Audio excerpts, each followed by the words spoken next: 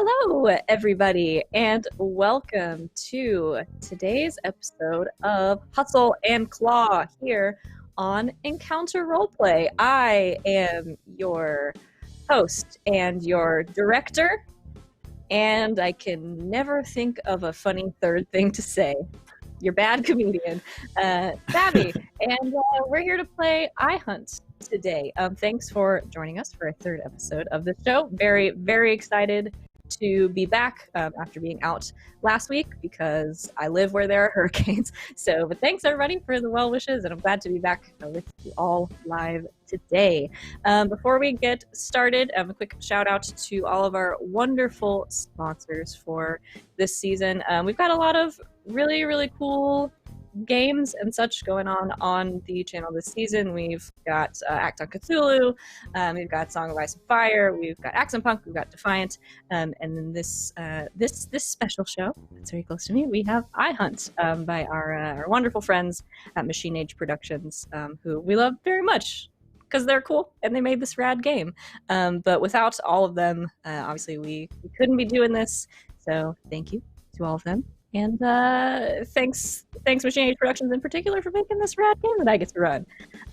If you are here with us live in the Twitch chat, first of all, thanks. I'm glad to see you. Thanks for being here.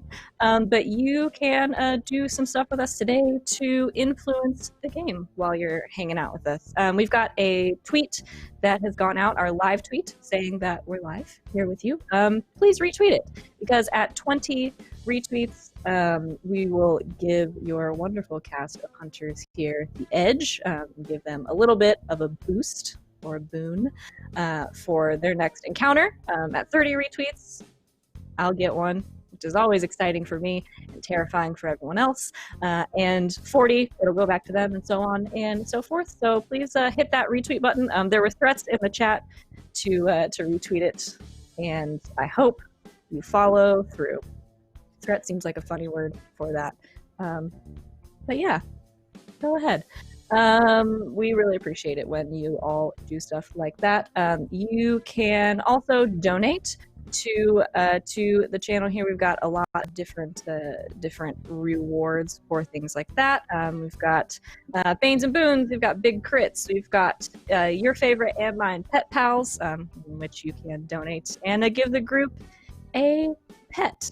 So check that out. And then we also have our sub goals.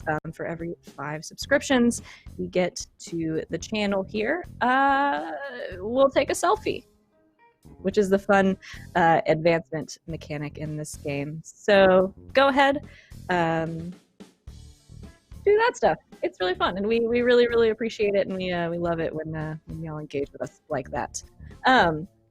If you are live with us right now and you see something that you really like, a particularly funny moment, or just something you think is really great, clip it and send it to us. Post it in the Discord, because we have a clip of the week that we choose every week, and this week it could be yours. And then if you're with us later on YouTube, first of all, click that subscribe button so you'll know when new stuff goes up on the channel, but also leave us a comment on the video and tell us about something that you liked or enjoyed or thought was very funny about the show. And yeah, we do comment of the week as well, so we could pick your comment for that. I think that is the important stuff. Let us hear from our wonderful cast for just a moment. Let us start with Celeste, and we'll go around, tell us who you are and who you're playing today and something fun about your character.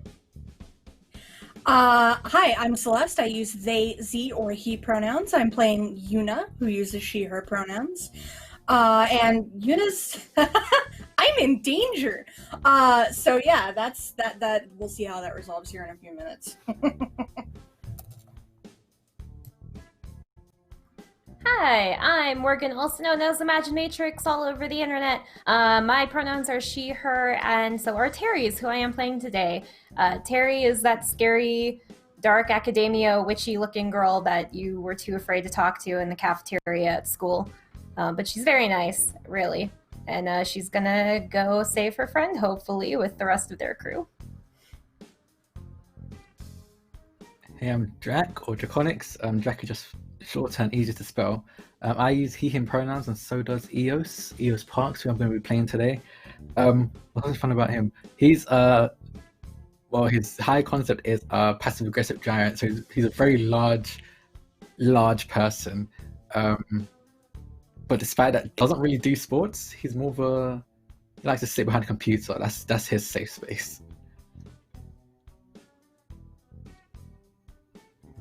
Oh, hi, I'm Rindis of Party Wipe Games. I use he, him pronouns, and I will be playing Ash Dixon, who uses they, them. They are the group's tech guru and builder of the infamous knife drone, as you can see in the top right there. And their significant other is in danger. So that's probably going to get somebody knifed. Hey everyone, my name's Lise. I'm D&D Lise on social media, and I write D&D 5e content for the DMs Guild. I play Marcy. She's our getaway driver right now. I handed off Yuna some half-empty orange soda, and I'm a little worried about what's going on in the vampire apartment. So, yeah, that's that. All right. And you know me. I've already said it. I'm Savvy. I am the director for this game. And we are going to, if everybody is ready, jump back in where we left off. So last time you heard, I love getting the highlights from all of you of like the thing that you remember was very important. It's very fun for me to hear. All right. Last time, a lot happened. You all, as a group, finished your first hunt of our season here, and it was very exciting. You made your way sort of looking for the source of the hungry dead that were coming in to Garrison Technologies. You found where they were coming from. It was a weird lab in another tech building sort of across the way with a lot of gear in it and some strange pods that were being built or tinkered with down in it with a strange umbrella logo embossed on the front of them. You all decided, nope, I think we're done here. We've had enough, and took your pictures, got your evidence, finished your cleanup, and left. And got paid, and a 4-star review on top of that for a job well done, albeit a tiny bit of blackmail, but that's never come back to bite anybody before. You had a little bit of downtime. We got a little bit of slice of life from everybody, and then you took on your next job, making your way to the Garden Heights apartments near the UCSJ campus, where a couple of you, I believe Terry and Eos, spoke with the client. One, Eva Cole, and her roommate, Kenna, as well as a few other of their neighbors in their apartment complex, had put together a sum of money for you to investigate their brand new upstairs neighbors who party at all hours of the night and all wear matching jackets with logos on the back and generally look at people funny. So obviously they assumed they were vampires. Some of you, surer than others about this case, made your way back to the van and came up with a plan, which involved sending Yuna up to the apartment with a empty box that had tacos in it and a half-full orange soda, and pretending to be a DoorDash driver. She did this, found herself inside the apartment with said suspected vampires, and on the receiving end of a little bit of brain magic, which she resisted due to her stalwart mind. And we're pretty much going to pick up right there. So the 4 of you that are in the van, you heard most of the conversation between Yuna and this person, and you have sort of heard a little bit of a scuffle start to ensue. What do you do?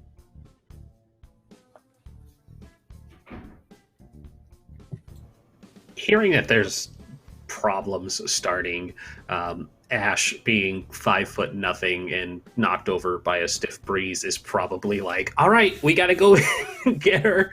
We can't let that happen. Who's with me? And they're like ready to go rescue Yuna from danger. Well, we need to be smart about this if we don't want to end up in the same situation as Yuna, but we also definitely need to get Yuna out. So, I personally I can't think of any other way except charging in. I don't think I'm going to fall for another DoorDash trick. there's a lot of them.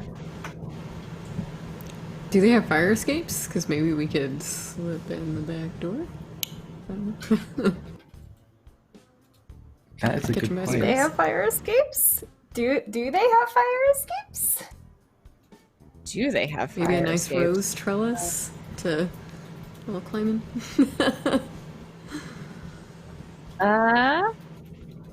They have fire escapes. They should. Doesn't- I think on the back of the building there is one fire escape that boy has not been well taken care of. So it's there. It is rusty looking, and parts of the some of the stairs are missing. So should we send two of us up the fire escape and 2 of us to the door? I think that works. We We- can draw as many people away Mhm. from fire escape. Yeah, and plus I can Split. hack their Wi-Fi from the fire escape too, if we need a tool like that. So What if we put holy water in the sprinkler system and then we triggered the fire alarm? I mean, I'm just I don't saying. see why not. How do you know what? Let's do it. That sounds great. someone start a I'm fire for it. indoors. Someone jack the watering system with holy water. I like it. How- Where is the water? Where can we get access to the water, the sprinkler system? There's closets. Yeah. They have like a closet where like the breaker boxes and like the Yeah, there's Wi-Fi probably is, like but they have, a water closet in the basement, Somebody I would wanna go around? assume. Yeah, so I have some holy water. If I mix that with other water and bless it, it should just all be holy water. At the very least, if it doesn't work, it'll be a great distraction. Blessed by the D&D gods. I mean, you're not. I'm here for it. I've never heard of this, and that just makes me really want to do it even more. Let's do it. It'll also Okay.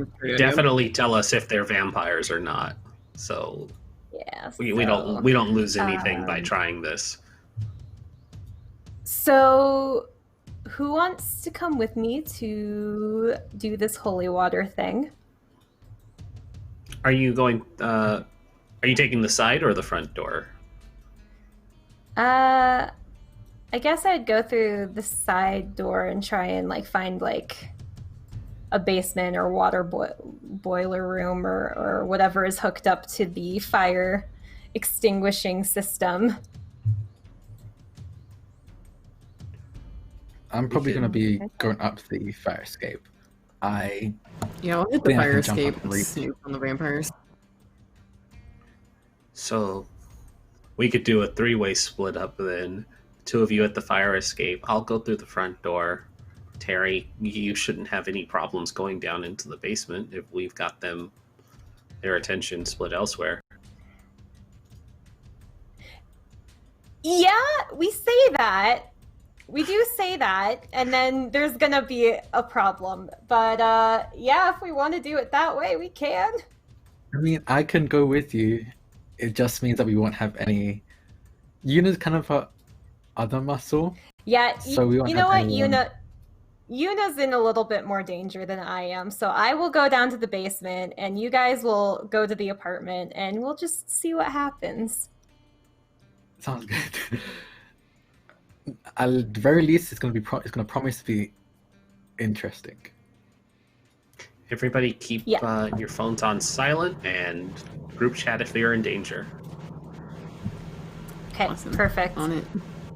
Climbing that rusty old fire escape, waiting on the team. Okay, so just immediately love this plan. We did hit our first retweet goal, so thank you, everybody. We'll give our cast here an extra edge going into this. All right, let's. So, Marcy, you're climbing up the fire escape. Yes, cautiously, because this thing makes me really nervous, and I'm not like the most athletic human.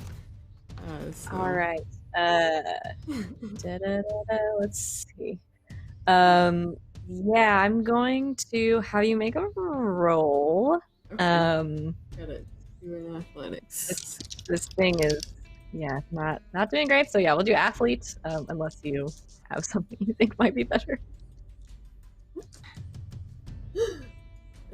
Okay, not bad. 3. Okay, yeah, 3 is fine. So yeah, you make your way slowly, carefully, trying not to make a lot of noise while simultaneously trying not to fall off this thing. You do okay. It's a little slower than you would like. But yeah, you start to make your way up to the 3rd floor. Yeah, you succeed just fine. So you make your way up, kind of perching outside some of the windows. They're holding still, not wanting it to rattle around too much. Am I able to stabilize it for the next person a little bit? Maybe. Ooh. So I might lay on my stomach and like grab the ladder and just like try it with my tiny girl arms to hold it tight. Yeah. We'll see what happens when when the next person tries to climb. There might be another level in there. Seem. The next person, me. So I guess I'm gonna follow after that. I think I probably went last just in case Marcy fell and she needs someone to catch her. But seeing her up there, Eos is gonna try and climb it up as well. Okay, yeah, go ahead, same thing. And that's with athlete, right? Yes. Ooh. 1. Okay. Oh. Hold on. Okay. Eos, you are much larger than Marcy. So you go to climb up and you're making your way. You get about halfway up, kind of making your way up the up one of the ladders, and you hear the rungs on it kind of under your weight start to creak as the rust on some of these is deeper into it than you initially imagined. I'm going to say you make a choice. You can scramble up very quickly, pull yourself up. You're going to make a lot of noise. The ladder is probably going to fall off underneath you. So getting down is going to be more of a challenge. You can stop and sort of get off of this, make your way off of this ladder on the level you're on without making too much more noise, but you're not going to be as high up as Marcy. You're going to be on the floor below her. Oh, God.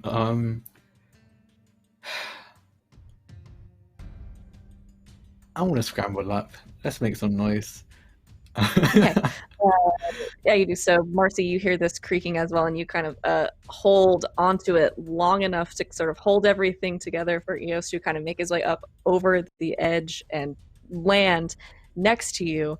But some of the rungs of this ladder fall off and go kind of crashing down, clanging along the fire escape underneath you, in a very loud sort of metal cacophony. I like slowly get out my rain spray in case someone opens that window. I'm just gonna be like, I start someone's reaching like rain. a katana. Oh. Okay. Yeah, the two of you sort of start reaching for your weapons. And we'll see what happens in a second. Terry, you have gone to look for the sprinkler system. Ash, are you going with her? No, Ash is going to the front door. Oh, you're going to They the front are door. on a Gotcha. mission. Yeah. That is right. Okay. So while this is happening, Terry, you are making your way around trying to find a closet or a breaker or something. You make your way around the side of the building to what looks like kind of a back door. It's easy enough to find. Everything is labeled. You go and push it open. This kind of metal door. The handle slightly rusted. It opens. No problem. To a set of stairs going sort of down into the building.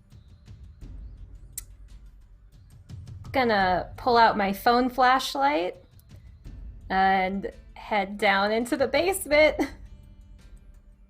Okay.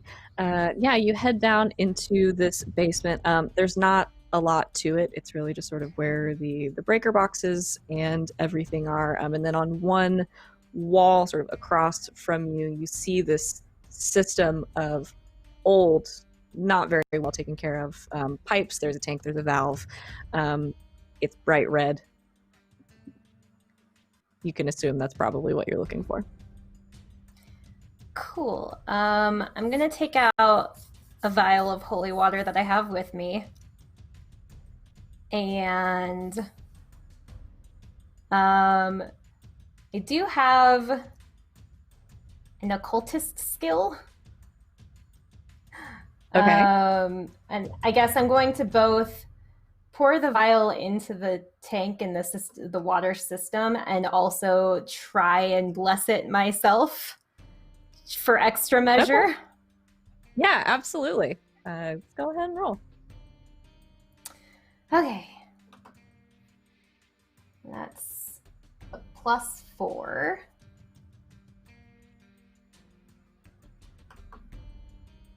So I got a 2. Okay.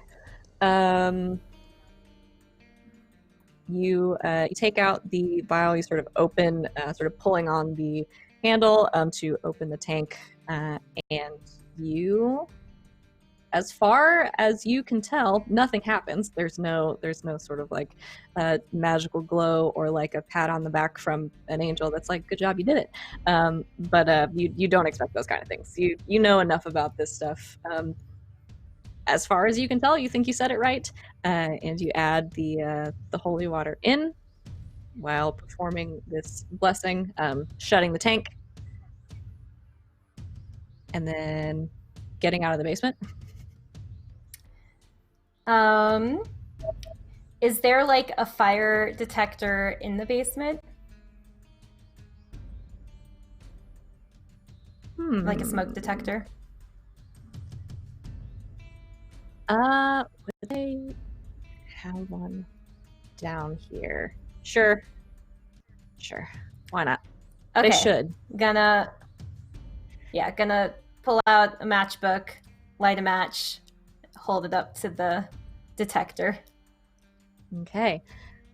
You pull out a match, light it, hold it up to the detector. After a moment, you hear the alarm start to sound. We'll roll back just a little bit because Marcy and Eos, you are also going to hear this from the fire escape. Let's see. Ash. You're going in the front door. You know sort of vaguely where Yuna went, up to the third floor. There's nobody really around. It's fairly deserted, so you start to make your way up to the third floor, looking around for the correct apartment number, the one directly above the apartment you were given by Eva and Kendra. Would you like to do anything before you make your way all the way up? No, because they're basically just in like a panic mode here. So they are just scrambling up, trying to get their story straight. It's just like, okay, what am I going to say when I get here? Pizza's not going to work. We already tried that. So they're just thinking of some excuse, and they're just going to knock on the door. Okay. So while all of this is going on, Ash, you go sort of scrambling up to the third floor in a panic, trying to think of anything, and then knocking on the door. Inside the apartment, Yuna, you have just shaken off this sort of assault on your brain, having no effect on you, but it is very clear to you, I think, sort of what is about to happen.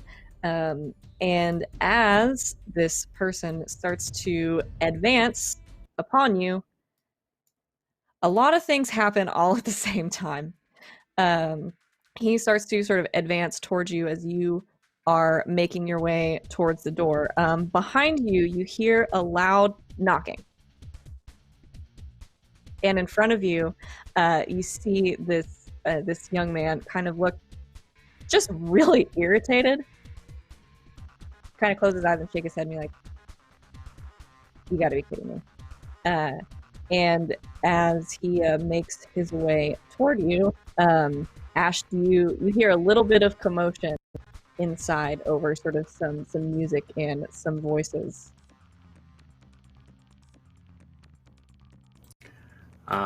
They'll just kind of like keep knocking, and it'll be the very annoying da da da da da da da, and it'll just keep going every couple seconds when nobody's reached the door fast enough. Okay. Yeah, so you knock Shave and a haircut a bunch of times on the door. And Yuna, I think in this moment, there is sort of one opening that you have where he is trying to decide what to do. So, I'm assuming that I set the food on either a bar counter or like a table. And I would assume that table has chairs, possibly wooden chairs?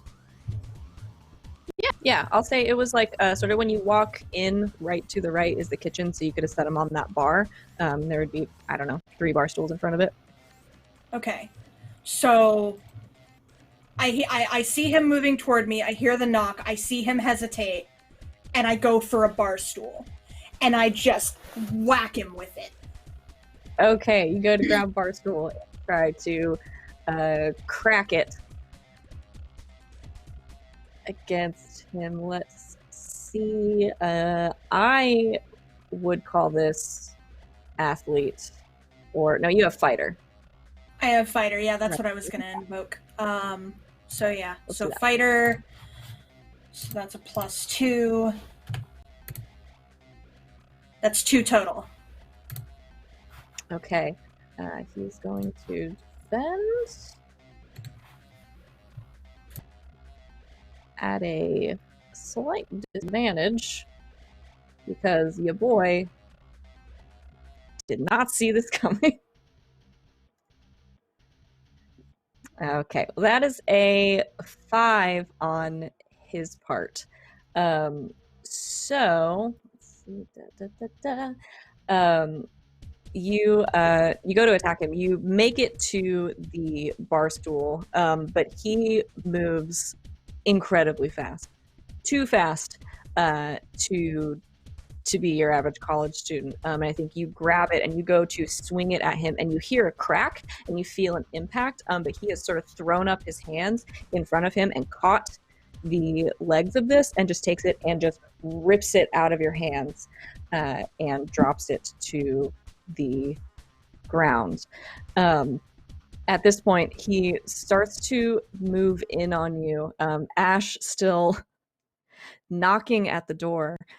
So he goes to sort of make his way between you and the door, and sort of calls out behind him and starts to say something. But before he can, there is this loud crash outside the window. You hear this horrible, like, metallic screeching sound out on the fire escape. Marcy and Eos out there. And you can kind of see his eyes again. He is confused. He is at this point sort of getting very frustrated, and you hear him shout across the room to somebody. And Ash, you hear this too. You hear him shout, "Fuck, go see what that was," as he sort of stands in between you and the door, trying to decide what to do with the incessant knocking that is causing him great distress. Eos and Marcy out on the fire escape. You hear somebody sort of make their way to the window. You hear a sort of squeaking as they unlock it, and somebody goes to push it open. I'm waiting for him to I'm just outside waiting for him to poke the head out, so I can just swing down on it with my katana. Okay. Ready in action to spray Raid in and around his eyes when he pokes his head Okay. out. Hoping against hope that you are at the right window. Oh my god. Like, boy, I hope these were actually vampires. just casual murder. I'm It's fine. I want to say that I'm using the butt of my katana first, Okay. trying to knock them out. Yeah, I'm not that mean. I feel, but I'm not. You hear the window sort of creak and slide open, and you see on the other side of the window one of these young men that had gotten out of the car before, leather jacket, sort of brown hair, like slicked back, and he opens the window. I don't think actually expecting to see anyone there, because they live on the third floor. So he sort of looks out at the two of you and looks incredibly confused, and as he starts to speak, Marcy, you spray Raid in his face, and Eos, you try Raid, and I to get out of the way for Eos. you try to slam into the side of his head. So I have Marcy, what have you roll? This feels like Roll for Create Raid targeting spray. What would that be? Athletics, I think? dude. Skills. I'm already That'd be- completely out of my depth of this situation. Probably fighter, I think, to react in that situation. Flop and one.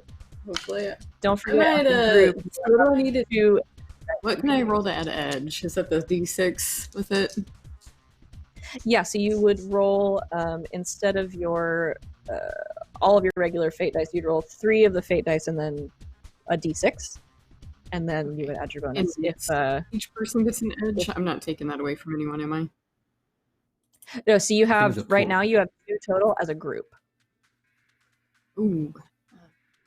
Okay, I'll just do a normal roll because someone might need it more than I do. I don't know. So, yeah. Ooh, that's not bad. Okay, so that is a 3. Okay, Nice. yeah, yeah, if you're trying to create an advantage for Eos, I think that's enough to say. You let's see, you would create a situational aspect with a free invoke. So cloudy, poisonous, something that essentially Eos or terrifying confusion. But Eos, you can essentially have a bonus on your next roll to invoke the situation that Marcy has created for you. So you want to slam this guy in the side of the head. Yeah, with the butt of my katana. All right, so I'll So have can I you. roll? So I'll have you essentially. We're gonna treat this as if you were invoking an aspect, but it is you get one free, essentially, because Marcy's Okay. created that advantage for you. So we'll have you roll fighter, and then you can do one of the things as if you were invoking an aspect. So you can have +2 to your roll. You can re-roll if you roll bad. Those are essentially the Oh. options for you right now. Okay, so if I add 2 to the roll, do I add it now or afterwards? You'll add it now. Okay, that's fine. I'll add it now. I got a crazy high score for fighter anyway.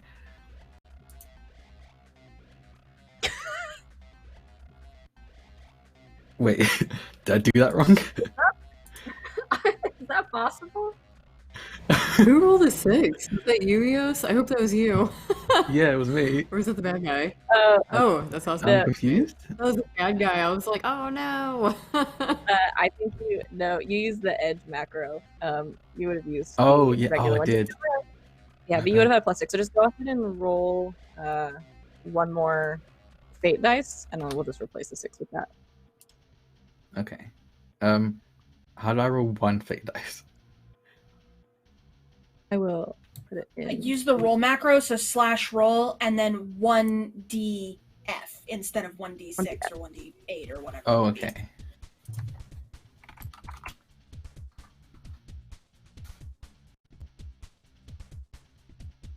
There. Okay, so that would have put you at a 1, 2, a 1. It's still a 7. That's +6 as well. That's really, really, really good.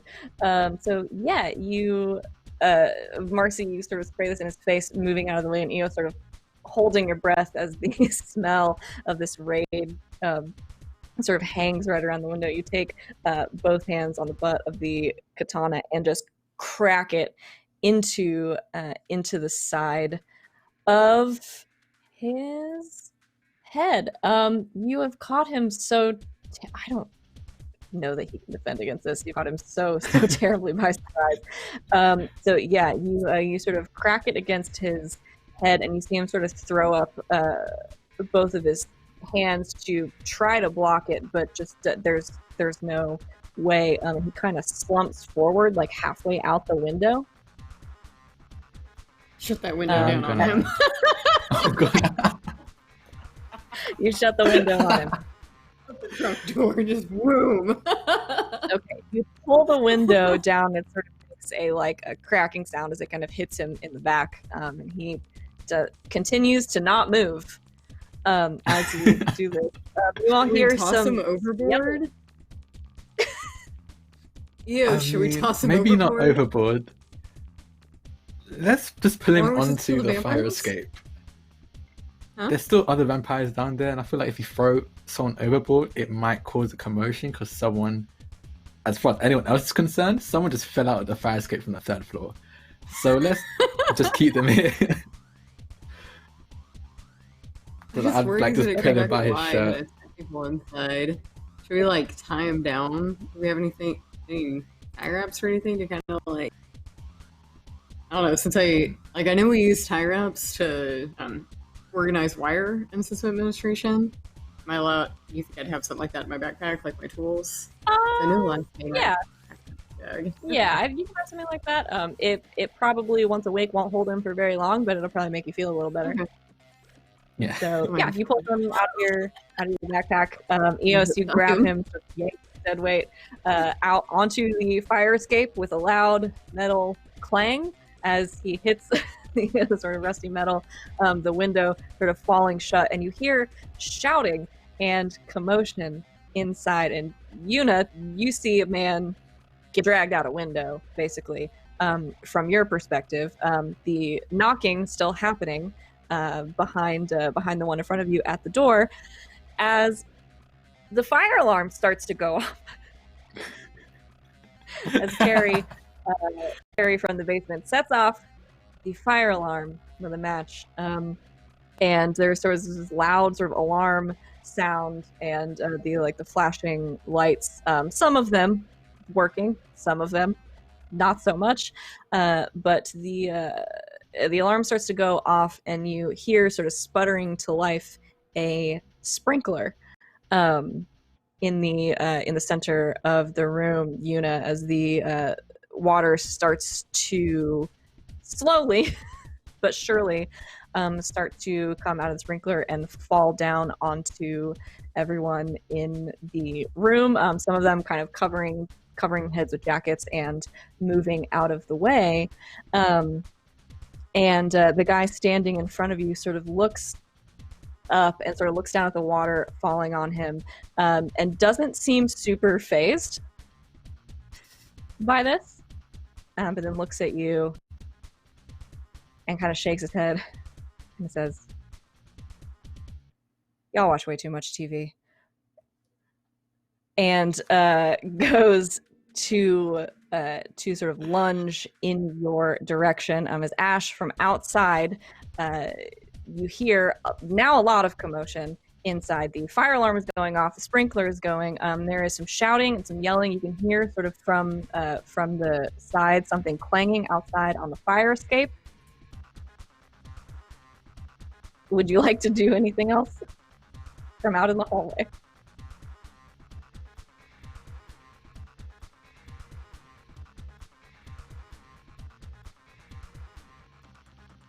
Sorry, is that directed to me? Yes. Oh, okay. No, they haven't answered the door yet. I'm just gonna be like being a little more insistent now. It's gone from shaving a haircut to just like strumming her favorite song on there, and it's just, boom boom ba, boom boom ba, just being really loud and obnoxious, trying to get somebody to answer this door. And it's just right. And they add in hey, this is the driver for DoorDash. You need to let my delivery person out. That we had a no contact delivery, and you need to open the door and let them back out. This isn't how we tip anymore. Yuna, come on.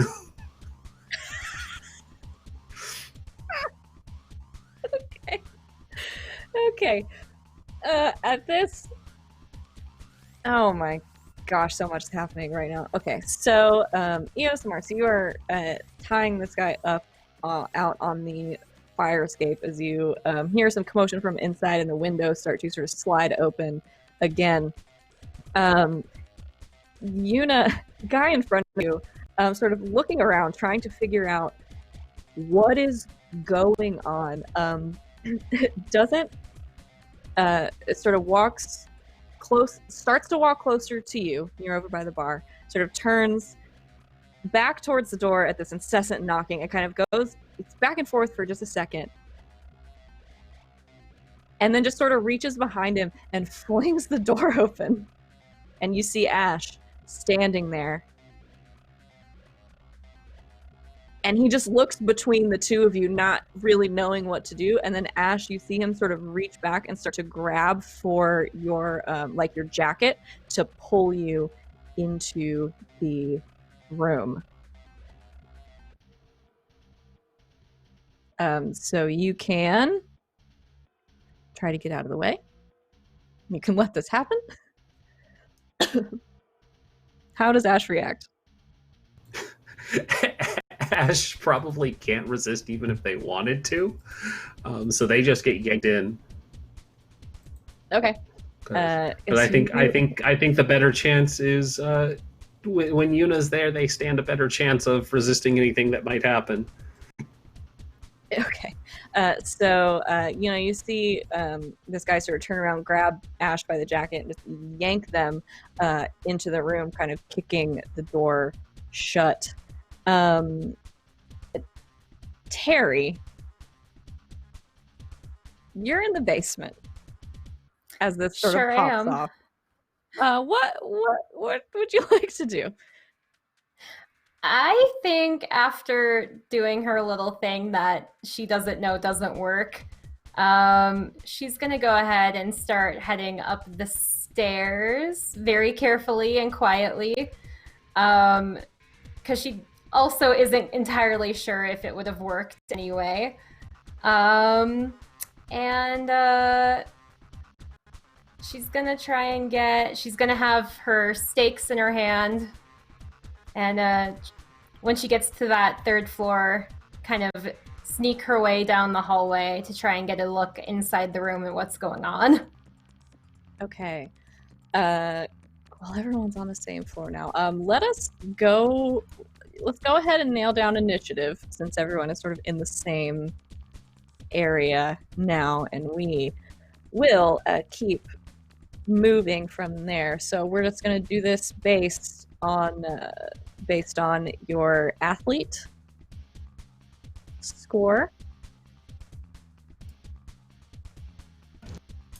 Do we My still athlete roll score is with the 3. athlete score skill? No, we're just gonna By just use itself? base. Okay. Yeah, number by itself. So it's probably, I think Eos has a 3, Marcy has a 2, Terry has a 1, Yuna, Ash, what about you? What is your athlete? 0, 1. Okay, so you're gonna have Eos, Marcy, Terry, and Ash. It's not spelled Terry at all.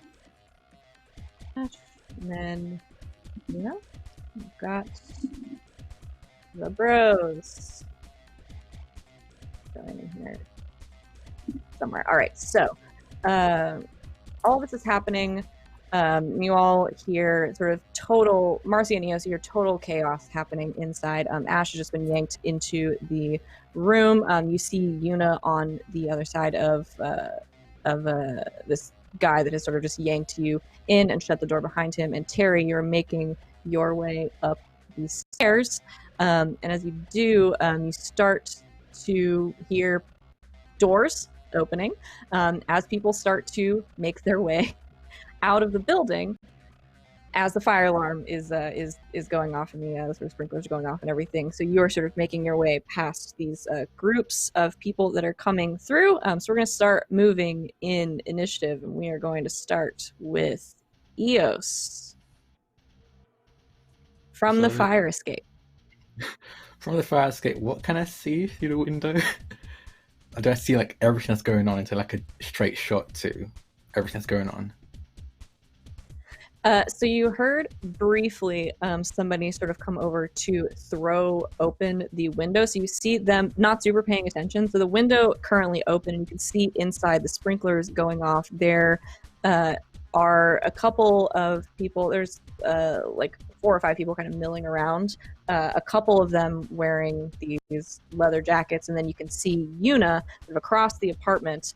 The bar stool between them squaring off against one of these other sort of leather jacket clad person who was just brought into the room by the lapels of their jacket. Ash. Oh, I want to see if I can like. I'm a big guy, so it's probably gonna be hard. But I want to see if I can like sneak up behind one of the people who are just like hanging around and just try and grab them and knock them out as well, and try and see if I can just drag them. Okay, you're gonna creep through the window while all the chaos is happening. Sure. So we go ahead and roll for me. What would that be? Fighter? Assassin? I'm gonna say assassin. Okay. My assassin score is not too bad. It's 3.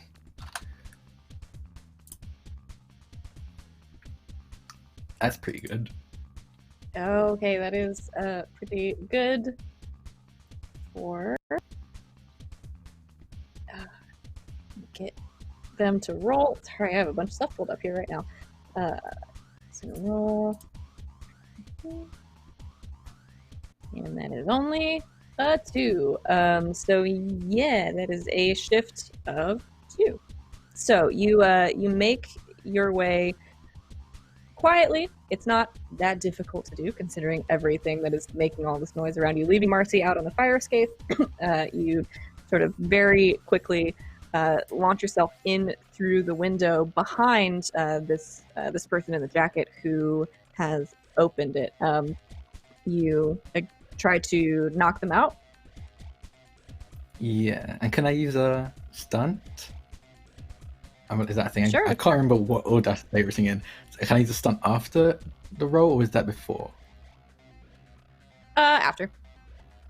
Okay. Yeah, I want to use the stabling shot, which is an assassin, and that basically just I give them a situational aspect in addition to whatever the normal effects of the hit is. So I Okay. guess I'm like dazed. I don't know. Dazed? Sure. I like that. Okay. He's gonna take some stress. For this guy. Dazed. Alright. So that is. This is Mr. Unconscious over here. So that is an aspect that you all could spend points to invoke against this person. Very cool. So you make your way very quickly up behind him and again sort of grabbing onto him, sort of cracking him in the side of the head, and he does not go down right away, but you see him sort of in shock, sort of grab the sides of his head and kind of hold them, like standing there, like falling a little bit to the side, staying on his feet, but definitely caught off guard and with a now very injured head. Great. They're gonna go now. No. So you watch as this happen. Yuna, you hear sort of a tamped down a little bit by the fire alarm and everything else that's going on. You hear a yelp from across the room, and you see Eos appear from where you're not entirely sure, probably the window, but you didn't see him come in, and crack this guy sort of in the back of the side of his head as he reaches up to grab it. He is a little bit dazed from this. That Eos, he's going to turn around and try to sort of grab onto you and take you down to the ground. So he's gonna roll, and he's gonna try to attack you. You can roll to defend. I'm gonna defend with fighter, if that's okay. Yeah, that is absolutely okay. Yeah.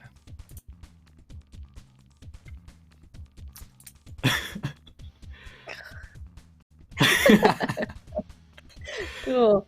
So I've got a big 0 for that. And you got a 6. So it's going exactly as I imagined. Let's see. You flip that shit. So you sort of stop him as he goes to turn, again, a little bit dazed, a little bit thrown off. You sort of slide to the side to get out of the way, and he goes kind of stumbling past you. Let's see, Yuna, you and Ash are sort of on either side of this other person that has just sort of yanked Ash into the room. Ash, he sort of takes you by the jacket and just tosses you into the room. You go sort of flying across and tumbling, sort of landing. I'm going to have him roll for that, and you can roll to defend as he sort of picks you up and goes to toss you. I will say you can use something other than like fighter, because this is more of a like That's stay good on because your I don't feet. have fighter. Yeah, I don't have that anyways. I do have athlete though, so she'll probably do her best to like tuck and roll with the being chucked at somebody or chucked into the room. Sure. So all that's going to do is give me a +1. Ah, but hey, it's a 4. Okay, that's 4. Yes. So that is 1 shift as he rolled a. You know what? I think I put the edge in by mistake, so it should be only 3. But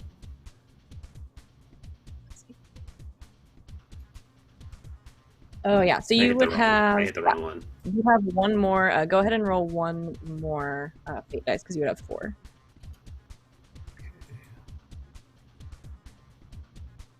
Five. So do 1d F Oh. instead of 1. 1df.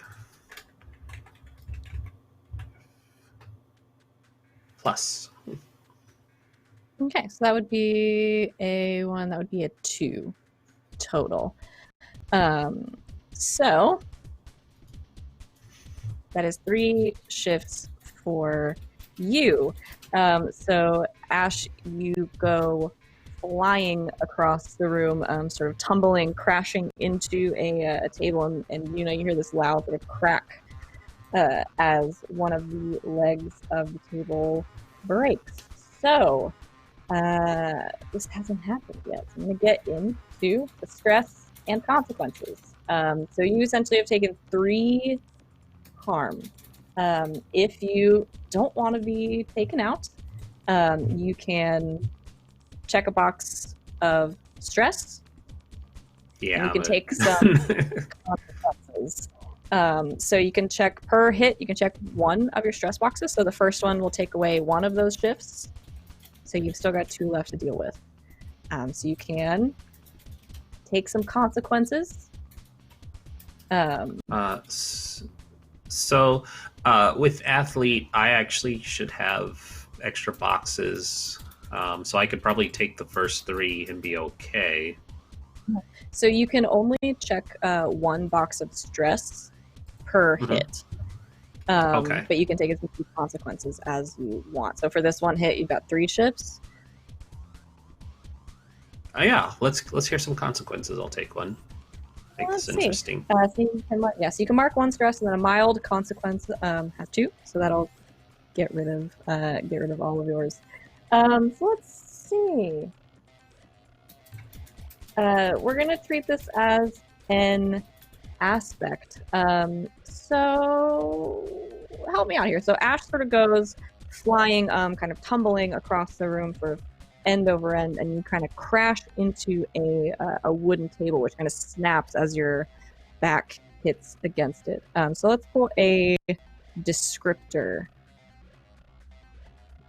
for that injury you just took. This is a mild consequence. So not like a serious injury, but it can be something like they've used dazed. Or I was thinking off-balance. dazed, since they had hit and broke that table.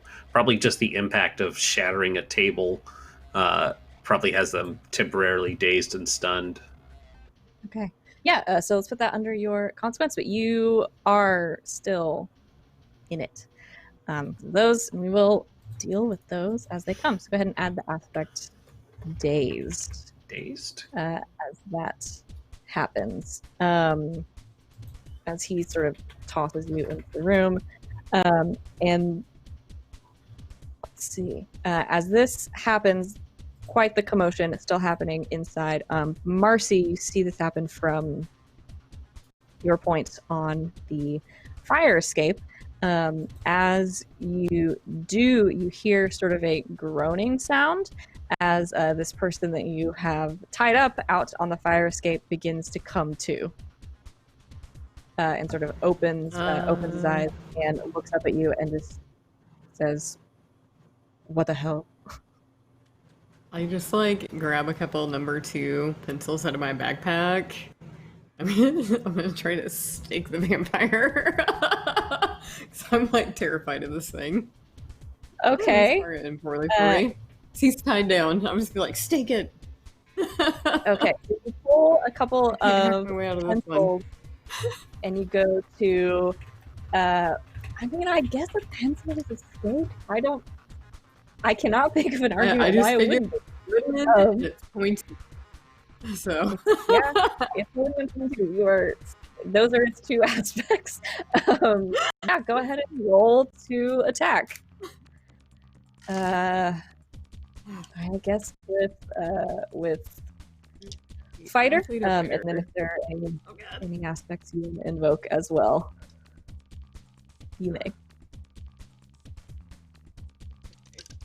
Oh, I hope this doesn't end poorly. Ooh. Ooh. Ooh. It's a 0. It's a 0. All right. Not what I write down numbers. He's gonna defend with a big 1. All right.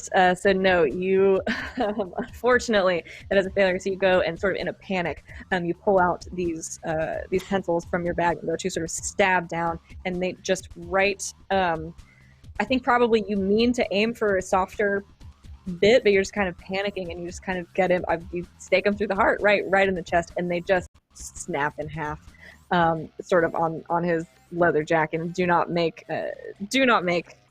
a big impact. Do I still have movement? I climb in the window because I'm terrified I have angered a violent vampire.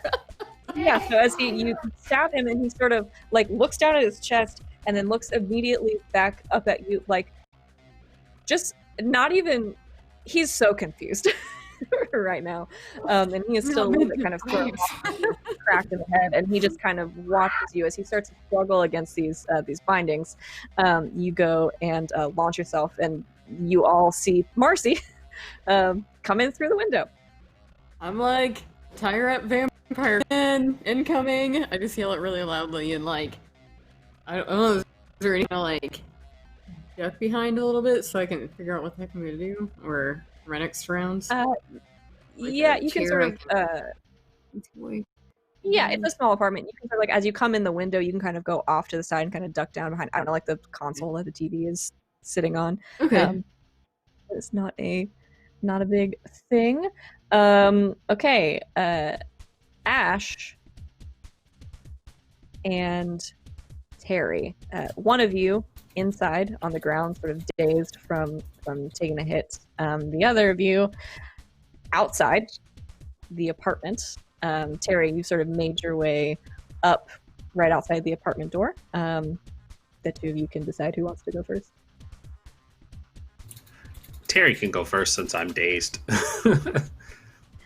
Okay. So Terry, is the door to outside the apartment, stakes in hand. Yeah, is the door open or closed? It is currently closed. Okay. So I guess I'm gonna have to open the door, first of all. You will. So I do that. Are you still trying to carefully and slowly? Okay, yeah. So you stakes in one hand, you sort of take the handle amidst all this noise and kind of crack the door open. Yuna, from where you're standing, you can see the door starting to open, and Terry's face on the other side. Terry, what would you like to do? You essentially open the door, you crack it open, and you see the back of one of these leather jacketed folks and Yuna on the other side. It's still raining, just water, right? Yeah, off and on. It's starting to probably sputter a little bit. So the floor would be slippery, right? Yeah. Yes, it would. And this vampire ripped apart a wooden bar stool, I believe? He did. Yes, he ripped it out of Yuna's hand and sort of threw it to the ground in pieces. Is there any jagged pieces that might be sticking up? So. I imagine the legs aren't looking too great on that thing right now, and you probably got a couple of jagged wood pieces. So, can I say that there's a situational aspect of slippery? I think that's absolutely a reasonable thing to say. Because I have the know stuff thing, so I'd like to invoke that as I come up behind the vampire and try and push him on to this broken bar stool. Okay. So we're going to invoke an aspect. To do this, you explain why it is relevant to what you're doing. I see no problems with this one. So we'll spend a fate point. And you can do one of the following. Take +2 on a dice roll, re-roll all of your dice, add +2 to someone else's roll, add +2 to passive opposition. We're probably dealing with your roll right now. So you can take a +2 as you have caused an incredibly slippery situation. And you want to move up behind him and push him onto a broken bar stool. Let's see. Yes. Do you have a skill in particular? I have... Hold on. I'm trying to think, because I guess the only thing that would fit is athlete. Or...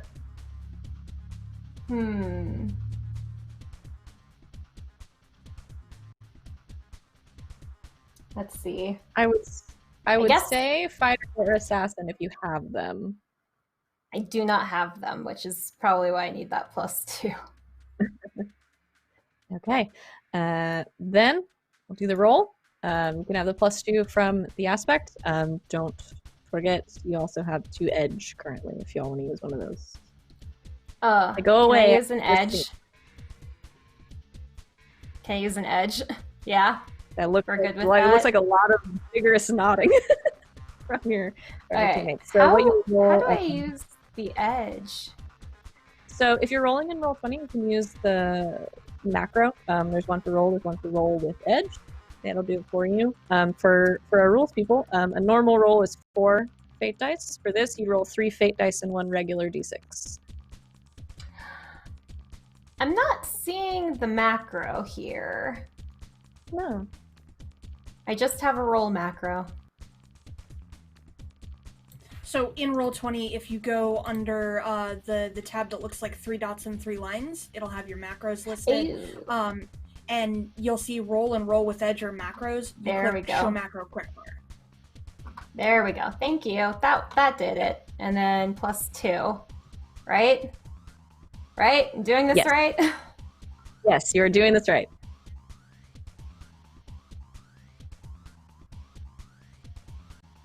Okay, I got a 4. Okay, that is a 4. He is going to roll, and boy, does he not see you coming. Okay. That is a 4. So you tie. So in this case, what would happen is you get a boost.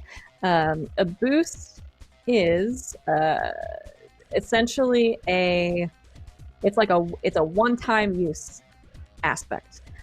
So I'll say you're gonna go to push him. He stumbles forward and catches himself, sort of grabbing onto this jagged piece of wood before it can sort of go through his chest. We're gonna put an aspect on this. It can be on him. It can be on the situation, and you will have that. You can use it once for free, and then it goes away in this scene.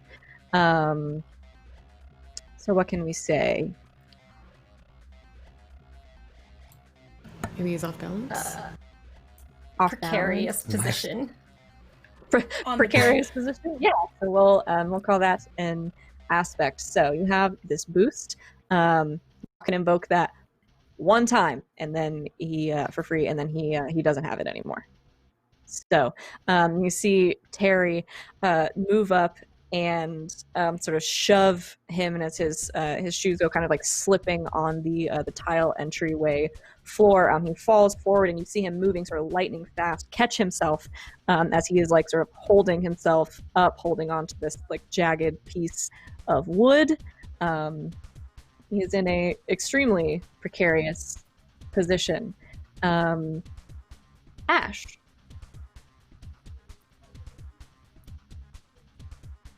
So, from my position here, since I'm not really an attacker, I want to use my investigator stunt. It's called Eye for Entropy. And it says, I'm great for pointing out weak points. When we create an advantage, pointing out a weakness, which is going to be, hey, they're in a precarious situation, trip them so they fall. So that, like, hopefully somebody will get the sense that, oh, they caught this stake. If you trip them over, they'll fall and land on the stake and they'll kill themselves. But it says they'll get one additional free invoke that can only be used for attack actions. So I'm going to basically call out to Yuna, be like, trip him while he's off balance. Okay, yeah, I love that. It's excellent. So yeah, you Ash sort of coming to sort of surveying the situation, seeing Yuna a little bit off balance by everything that is happening. You sort of call this out to her.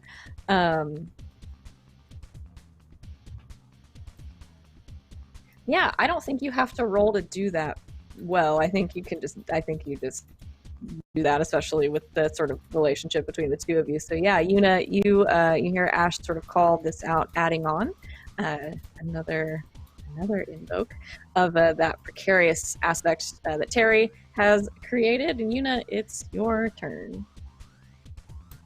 Right. So now Yuna is taking advantage of all of these things that have been set up. The dominoes are in place, and she's about to knock them over. So she's gonna grab. I think you said Ash went through a table, and there was like broken table leg or something. I'm gonna grab the broken table leg, and I'm basically gonna lunge at him, and like it's gonna be half stabbing him in the back and half like big elbow drop. Just pushing down with everything that I have. If what's underneath him doesn't kill him, what I've got in my hand will. Okay. Great. So we're going to take advantage of this aspect. I'm going to have you roll to attack. You can use your fighter skill. You can also invoke upon him precarious positioning for that gives me another +2. And that will give you another +2. Okay. And then do I also get the bonus from Ash? Or do I they don't not think stack?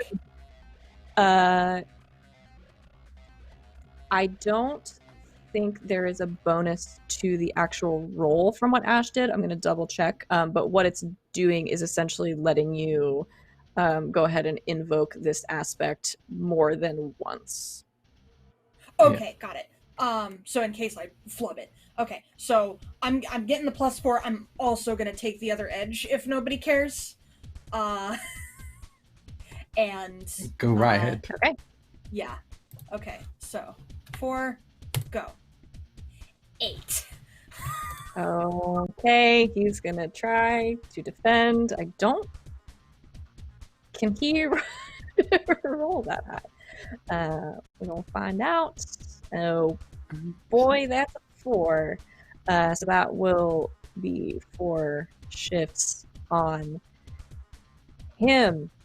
Zoink, Scoob.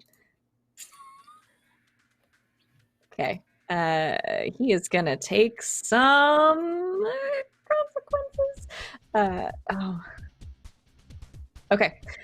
So yeah, Yuna, you go in sort of grabbing onto this broken table leg and doubling down with Ash's direction and the opening that Terry has created for you, sort of forcing him into this position. You take this sort of makeshift stake and you drive it down onto him, sort of putting your full weight. And Terry, from where you are, you can see him sort of trying to hold himself back, but not being able to, as his arms sort of give way and he slides down onto this stake as it sort of sticks through his chest and out the back. Yuna also driving one into his back, double staking a man in a leather jacket right in front of you, and you see him sort of falter and go limp. Boy, howdy. That's brutal. So the rest of you see this happen. Eos, you're on the other side of the room, and you hear some struggling from the fire escape, as well as you have this sort of dazed person in front of you that you have just sort of knocked in the head, who's trying to sort of regain his composure after he has tried to take you down and has missed. These two are sort of squaring off. What would you like to do? Well, I have a question first. Can you invoke aspects on defending rolls as well, or is it just attacking? As far as I know, you can do it on any roll. Okay. Well, in that case, I'm going to, if I hear struggling, I want to turn and go back to, if I can, go back to the tied up vampire that's apparently recently woken up. I want to try and knock them out again. No, I want to stab them while they're tied up. Okay. Excellent. What aspect do you want to invoke? I don't know if, did it have an aspect right now? Oh, they've got a couple. I mean, this guy, I think tied up probably counts at this point. Oh, yeah. As one. Oh, Marcy would have gotten him. So yeah. Invoking one, you have to spend a fate point, right? Yes. Okay. Nah, I'm just gonna hit them.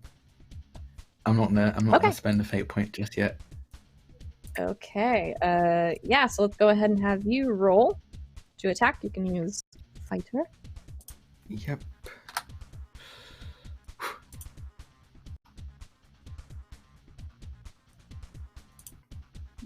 Okay. He's gonna get. Oh. Okay, Caesar roll defense is going to tie with you. So once again, this is happening. It's never happened before, and it's happening twice in this one. So again, you don't cause harm, but you get a boost. So again, this will be a temporary aspect that you can put on him that you can use once, and then it goes away. So you go to stab him. Skewered. Skewered. I like that. So you go to stab down at him, and just as you do, he kind of turns onto his side as he is trying to get away. So you manage to get him, sort of get the stake in. He is sort of like in his arm area. It's caught up a lot sort of in his jacket and everything, so you sort of got him kind of. He doesn't really react to the situation, but you sort of got him on the ropes, on the end of a steak, like a kebab. Oh, all right, that's frustrating. So we will hang on to skewered as a word. We'll hang on to that, and it is their turn. So the one that has been left unattended, that Eos sort of dazed earlier, he kind of scrambles around for a moment. The rest of you that are inside see this, and then he takes off. Marcy, you were sort of crouched down next to the sort of like a little entertainment center where the TV is, near a door that looks like it goes into a bedroom. He flies past you, not even acknowledging that you're there, sort of crashing through the door, and you all from inside hear these sort of crashing of glass as he goes out the bedroom window and just disappears. Yuna, the one in front of you, is very, very staked, very, very staked. The third one on the fire escape, Eos, is going to try to get himself out of this situation. You see him sort of struggle for a second against these ties that Marcy has put on him. Then finally, the sort of thin material finally giving way as they snap. And he reaches over, grabs onto you, and goes to roll you both off of the fire escape. I'm going to have him roll. I'm going to invoke. I want to skewered, please. I'm going to invoke definitely skewered. So it is an awkward thing for him to try to do. So he is going to roll a big 2 on that. So you can roll to defend, to try to get out of the situation. Again, you can use your boost, so you can use it to have a +2 on this roll. I'm going to do that. And then to defend, you can use. I use fighter. I'll re-roll again, but. Oh my god! Oh, you're good. Fire is what Eos does. That's so good. Yeah, he just really didn't roll very well. Okay, so yeah, you stop. How do you get out of this situation? I think when they reach for me, I see that they do, so that I kind of grab their hand and punch the stake deeper into them to, I guess, at least stun them with pain at the very least, to stop them from grabbing me and rolling off. Okay. Yeah, so you can basically do whatever you want with an 8 versus a 2. So yeah, you go and you sort of ready for him, sort of reflexively like reach back and hammer down, sort of driving the stake deeper. He, in this moment of like reacting to the pain, sort of rears back, letting go of you and sort of grabbing onto his arm, but continuing to roll, and just goes off the edge of the fire escape. But you don't hear him hit the ground. Oh, damn it. You look over the edge, and you can see sort of disappearing off the grounds of the apartment complex, moving much quicker than a human could when you're fighting. So, you're all left in the apartment with the body of a staked vampire, sort of in front of you, Yuna and Terry. Ash, you sort of pick yourself up from where you were. Everyone mostly unscathed. Go ahead. Yeah, Yuna goes to help Ash up. You are crazy. You should have stayed downstairs. I didn't. I'm fine. Are you okay? He had his hands on you, and I just. Oh, I thought he was gonna. I don't know what I thought he was gonna do. He was gonna do something, and you are so lucky all he did was throw you. No, it's fine. It's fine. You're okay. Nothing. Yeah. Everybody. Yeah, I'm fine. I didn't expect you guys to act that quickly. I thought I was gonna be fighting on my own for like minutes. I was like so ready to go down swinging. Oh. Ash is gonna kind of like take a look around to see who's all here before she tries this line, and just kind of leans in, gives Yuna a kiss, and says, "I'm the only one allowed to bite you." I demand that Eos was there to hear that, and you just hear gagging sounds like,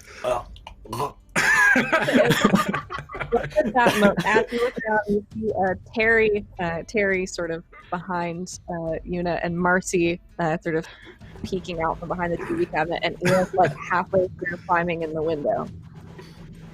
Should we get in the van and follow the vampires? I wonder if they're getting in their car right now. Ah, shit, did one get away? Yeah, a couple of them did. Yeah, I think 2 ran off, so we gotta finish up the business, I think, to get the reward. Right. From Let's the do pace it. that I saw them running in, does it look like we could actually conceivably catch up with them? Like, how fast are they running?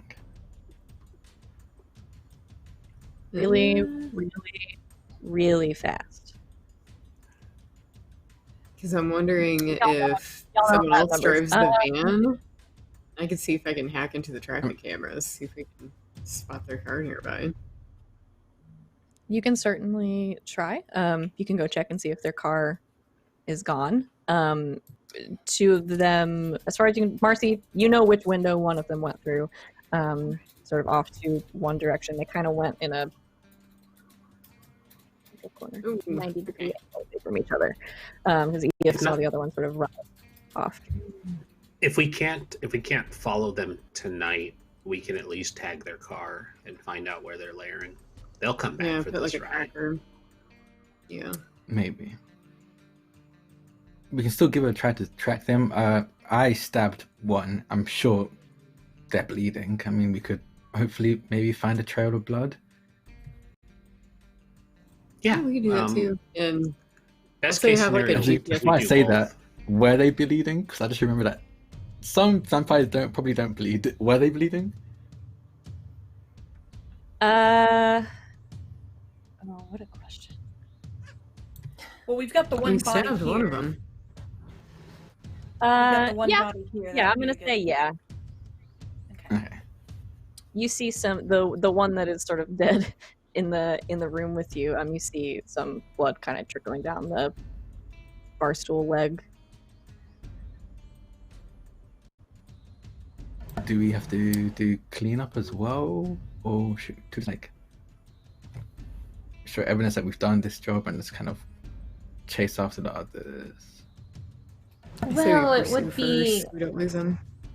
yeah, it would be unfortunate though if police found a dead body in an empty apartment with, I don't know, our DNA, but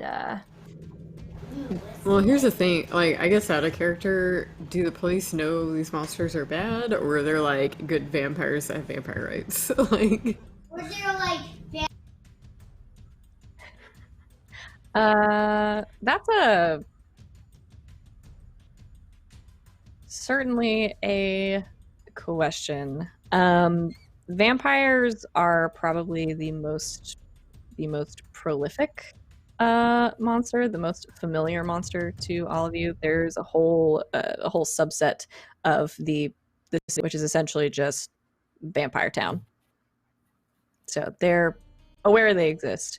You all are also aware that that Eva and Kenna had called the police when their roommate went missing, and they don't really seem inclined to do anything about it. Whether that has anything to do with it being vampires or not is a different question, but they are at least aware of their existence. Yeah, we can't hear you. is the app we're using like considered legal where we're at, or are we like some black market monster hunters? Oh yeah, it's legal, it's widespread. Okay. So I figure that's our proof if someone finds the body. We can always come back later. Alright. Yeah, they didn't ask for cleanup, extra so for it.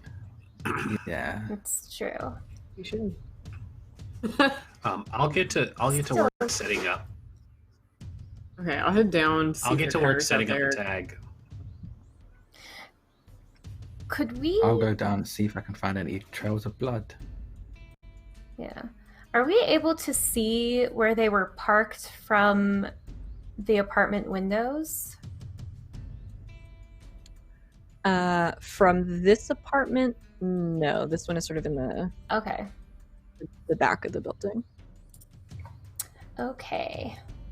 So, all right. That's all I wanted to know.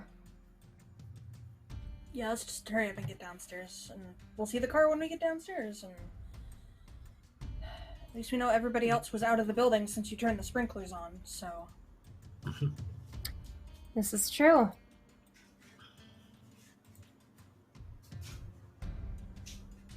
Okay. All right, so we're getting a couple of things going here. Let's start with, are you all heading downstairs together, first of all? Yeah. Yes. Okay. Then we start to head down the stairs, mostly casually, shutting the apartment door with the painted wolf's head on it behind you.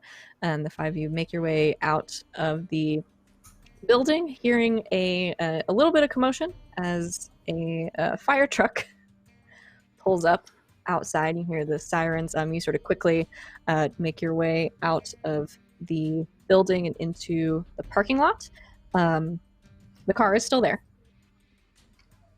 parked in front of the building. So let's begin with let's start with Ash and what you want to get up to. We'll go around. So Ash probably, since we've been at this for a while, probably does have like little tracking devices for these more common vampires that pose as human and get around acting like it. So like they've seen in the movies, they're just going to take out a little tracker and they're going to stick it to the inside of the wheel well of one of the rear tires, so that it'll stay on there and it can't be seen by them. And so it's going to just get put up there and turn it on so that we can keep a track on them if one of them decides to come back for the car. Okay, perfect. So yeah, you get this set up stick tracker on the car. Easy enough to do. There's people milling around and everything, but again, nobody is really paying attention to somebody who just kind of casually leans down a little bit to a car. So yeah, you get that set up. We all now have access to that. We've hit our second retweet goal. Thank you, everybody, for giving me extra dice to roll. So I'll take an edge for that. Thanks, friends. If we can get it to 40, I'll get one back. But thanks so much. All right, so Ash sets the tracker on the car. Let's get Marcy. What are you getting up to? I figure I might help EOS with tracking. I have a decent investigative skill and a flashlight, so maybe I can help him spot some blood. Okay. I'll let EOS take the lead. So EOS, Marcy tags along with you. You head around the building underneath the fire escape that you were almost unceremoniously knocked from. The two of you do. Terry or Yuna, do you want to go with them, or are you getting up to something else? I imagine that Yuna probably runs face first in her ex. Because everybody's probably milling around outside the building, watching the fire truck pull up, wondering what the heck is going on, and they literally come nose to nose as she's navigating through the crowd. And she's just deer in the headlights. I do like that very much. So as Eos and Marcy peel away, Terry, are you there for this, or are you going to do something else? Terry was gonna go do something else, but she sees this happen and is kind of like... Terry sticks around because you recognize Eva from talking to her. Excuse me, with Eos in her apartment. Let's do that. Yeah. So Terry, you watch as you see the familiar sort of long blonde hair, turn, making her way through the crowd and come face to face with Yuna, who is a few feet ahead of you.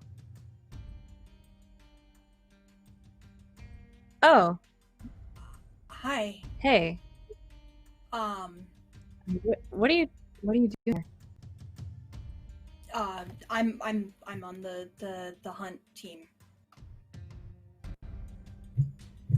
Yeah, I was with them. Oh. Thing. Yeah.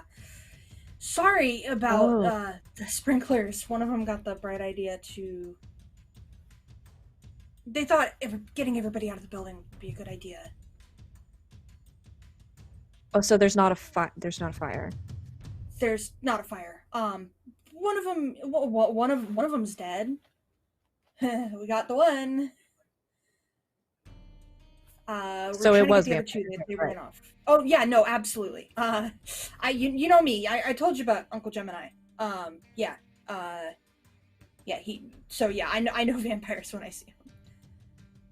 And these were vampires. You tell that guy that you are working with that I told him. Yeah. I'll be sure to pass the message along. Are you okay? Yeah, it's been ages since I've seen you, and I'm sorry. Yeah. If I never said it before, I'm sorry.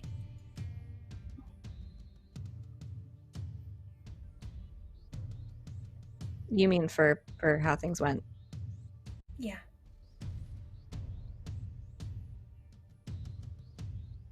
Hey, it's okay. It was a while ago. I'm fine. Yeah, no, yeah, it was a while ago. Why would it be stupid to still be upset about it? I gotta go. A couple of them got away. We're trying to go finish the job. They'll have this cleaned up in a little bit. Let them know that there's a body upstairs, so they can clean that up. Yeah. The Sorry fire? about the water. Or whoever's, they're going to be investigating, probably making sure things actually just bye. She bolts. Yuna bolts, and I think Eva sees you, Terry, standing behind her. Hi. Hi, nice to see you again. Is she okay? I'm sure she's fine. Just a little shaken from, the vampire fighting and running into you, but I'm sure she's fine. Right. That makes sense. Yeah, so I'm not gonna be the one that tells the cops or whoever shows up that there's a body upstairs. Yeah, that's completely fair. We'll take care of it. Or you can call the anonymous tip hotline for monster hunting. Yeah, I think I'm just gonna let you handle it. Okay, just putting that out there, but okay. Good to see you again. Nice to see that you're still around and also not kidnapped by vampires. I mean, I assume we would have prevented that tonight, but I'll see you around. I hope not. That's fair. Defense. Yeah, none taken. Okay, bye. Yeah, you leave her there in the parking lot, desperately hoping she never has to see any of you ever again. Eos and Marcy, you make your way around the building, underneath the fire escape, and you find sort of a place where part of the very, very rusted railing has been sort of busted off as this person fell. You You see a little disturbance, sort of where they probably landed, way sort of far out. So you head that way and start looking around. Let's search for clues. Yeah. So how do the two of you feel about this? Do you have anything that you're using or invoking or something like that? I have a 3 investigation, and I might get out my flashlight. You're way better than I am. You probably should do this, Ro. I have nothing in investigation. Okay, so Marcy, you, as it's gotten dark outside, you take out your flashlight, start looking around the area that Eos sort of points out to you, saying, "Okay, this is where he fell from. This is where I saw him go." Go ahead and roll investigator. Okay, I got 6 total. Okay, that is plenty, I think. So you start to look around, flashlights are going, Eos helping, and after a couple of minutes, you do see a couple of spots of like discoloration in the grass that catch your eye, and you find just a little bit of a blood trail. It's not much, but it gives you something to go on to at least like confirm a direction. So the two of you kind of start heading that way. You head a little ways off, sort of getting to the edge of the complex. There is like a sort of a metal barred fence around it. And you, just as you kind of run out of this blood trail to follow, you see places where the grass has been kind of tamped down a little bit as though someone has run through. It's a little bit tall, a little bit unkempt. And Marcy, you shine your flashlight up to the fence, and you can see a spot where 2 of the bars have essentially been pulled apart. And so instead of straight, they're kind of curved like this, giving room for someone to make their way out. Should we grab the team Eos? I think we got them. Yeah, or at least we know where they're going. Yeah, let's go back. I don't think I want to fight. I don't want to run into any vampires on my own. Even though I came out of that fight pretty well, actually, I didn't actually. I have touch terrible staking skills, so it's okay. We'll get some. I might need to find a sharp, pointy object somewhere before we do this. So we could go past. We could stop by. What's his name? Nick? Was it Nick? I can't remember his name. The frat boy. We could probably stop by the frat boy's house, and maybe they might have another katana that we could borrow. Like, I promise you, this is amazing. Like, your life will change after you swing a katana. I wonder if since everyone's out front of the building, maybe they have something we can use. Like, oh hey, vampire infestation. What you got? Maybe they'll borrow something. I don't see why not. Okay. But yeah, we should definitely head back to the rest of the group first, before the vampires get too far away, or we run into them on our own, which would not be great. So yeah, we probably head back to the rest. Okay. I have a question. Mm-hmm. Where's Ash? Ash was rigging up that car. They probably had laid low during the Yuna scene, not wanting to interrupt. I disappeared into the crowd. Yeah. Yeah, they like just Homer Simpsoned into the crowd when they saw that awkward moment happening, and then probably pops back up near Terry once it's all said and done. Terry points at Ash immediately and is like, okay, we have some water guns, some rubber bands, and a bunch of other stuff in the back of that van. Can you make us crossbows? Yes, I can. I'm gonna MacGyver the shit out of this. Oh my lord. Okay, because I'm very upset that the holy water in the water guns is a no-go, and I want to shoot something with something, and I think stakes is the best way to go, and I think crossbow's the best way to shoot a stake. So the stakes were super effective on them, yeah. Oh, yeah. Give me like a half hour. I can get a prototype ready. awesome. So I'm gonna jump in the back of the van and find some paper clips and start breaking apart these water guns, and I'm gonna MacGyver the shit out of this. As you get in the back of the van, Yuna is like there, knees to her chest. Oh no. She's seeing her there. Ash basically hits a compartment, and there's the emergency alcohol and it's like, Yuna, it's okay. just have a sip, collect yourself. You know, I know she told me that I was moving too fast for her, but like, it sounds like she makes it sound like she didn't give a damn at all. Like, I don't. I thought I was over this. Do you still give a damn?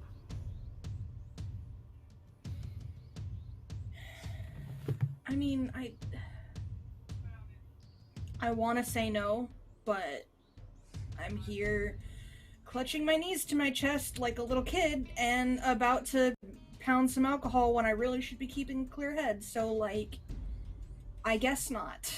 I mean, I guess I can't. Words are hard. Words are hard. Ash will kind of just pour like just a small shot, and the emergency alcohol is just for that. It's for emergencies. It's not to drink the whole thing. It's a shot to get you back in straight. And so she'll just hand over the little shot glass, and we'll offer just a hug and just be like, honesty is the most important thing with yourself, with those that you are in a relationship right now. And I think it's better that you are open about this conflict than trying to tell me otherwise. So don't beat yourself up over seeing an ex and being discombobulated. It seems like, in the honest opinion, that she is done. So there's not really anything else that can be done about that. What Terry and I saw afterwards, she didn't seem very worthwhile anyways, but I might be biased there, trying to give you advice on not worrying about it, but then there's that slipping in. Hey, don't worry about it. You're great, and you just definitely deserve better. So, Well, you're a lot better, so. I wasn't trying to imply it, but thank you. But you are. I have some crossbows to make. Do you want me to hang out for a minute till you're good? You can start working. Just sitting here is great with you. Yeah, she's the reason why I don't pressure you to say it back. Just so you know. I learned some lessons from her. Hard lessons. That's understandable. I guess that's something I can thank her for. Ash will lean over, give Yuna just a kiss on the cheek, and then just hyper focuses on doing the crossbow work. Still there, still very much a presence that you can lean against, but it's clear that it's like, I'm here if you need me, but I am fully on this. Yeah. and the weird thing about Ash is their attention can flip 180 on a dime. So it's like the second Yuna's like, I'm breaking down, it's like, okay, put the crossbow down, focused. But they can pivot. Yeah. Okay. So maybe feeling a little bit better. It's hard. Relationships are hard. And so are words. Yuna, correct on both counts. Ash, as a Eos and Marcy are sort of finishing up their investigation, you get to work on these crossbows that you are trying to make for your friends. How many are you trying to make? One for everybody? Did we have enough water guns, Terry, for everyone?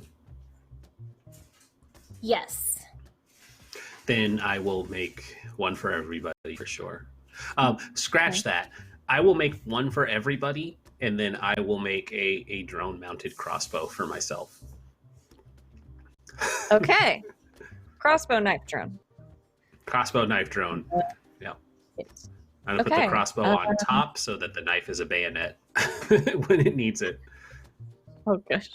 Oh goodness. All right. So you take some of the things that Terry has brought, sort of scrounging together some bits and pieces that you have. And I'm gonna have you roll. I would call maker, unless there is something else you want to use. So you can add that skill to the roll, and then if there are any aspects you'd like to invoke, or any stunts you would like to use, we can do those as well.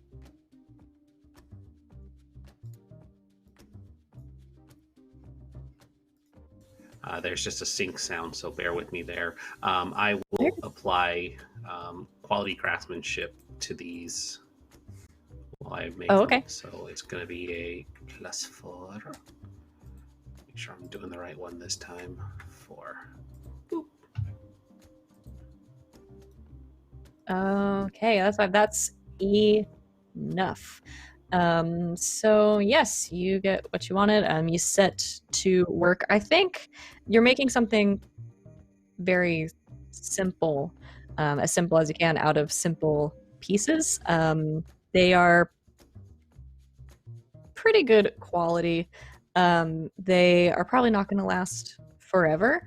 They're going to take a little bit of muscle to use, but you've got them. They'll hold together, and they will fire pretty far, from what you can tell, as soon as you all get some time to test them out. Yep. You have crossbows now. And I love it. Perfect for throwing stakes. Marcy and Eos, as all of this is going on, the two of you have sort of finished up what you were looking for, are making your way back toward the building, heading around. As you do, Marcy, you have the flashlight, and we're doing some great investigating. You make your way with Eos back towards the building, and as he sort of starts to make his way around, as you go to turn the corner, something up on the fire escape catches your eye, sort of moving around. I kind of grab Eos by the arm and I don't say anything, but I point at what I see. I look up and see if I see anyone. Marcy, you point up, and Eos, you look up, and you see moving around on the fire escape. Again, it's getting dark outside, so it's hard to see. But a person, sort of tall, broad shoulders, standing on the fire escape next to the spot where Eos, you almost fell, sort of grabbing one hand on the railing, looking over the edge. Does it look like one of the vampires, or are we not able to tell? Well, it's hard to tell. It is definitely standing by you. Pardon? So he's essentially standing right outside that window that you were going through before. Oh, I kind of gesture Ask like him. maybe stealthily Does it look like they've seen us? It's hard to say. They're not moving a whole lot. It looks like they're sort of looking, just kind of like looking out over the railing. They don't make any move to sort of go after you or anything like that. I'm just gonna like give Marcy like just a quick look and then just like gesture to the door of the apartments, and then I want to start heading as casually as possible to the door, to the front door, so I can hopefully get up to the suite and maybe meet this person or stop them from running or figure out who it is. I don't know. And once I'm through the doors, I'm gonna start running. Okay. Yeah, so I'm you- gonna. Oh, once we're in front of the building, like if I see any of our team, I'm like, team now, or I group text. No, I'm just gonna group text. I'm like, dude, person on the balcony, going in, and I follow Eos. Okay. Yeah, so you all were sort of around the back of the building, so you can either go around to the front or you can go in the back door.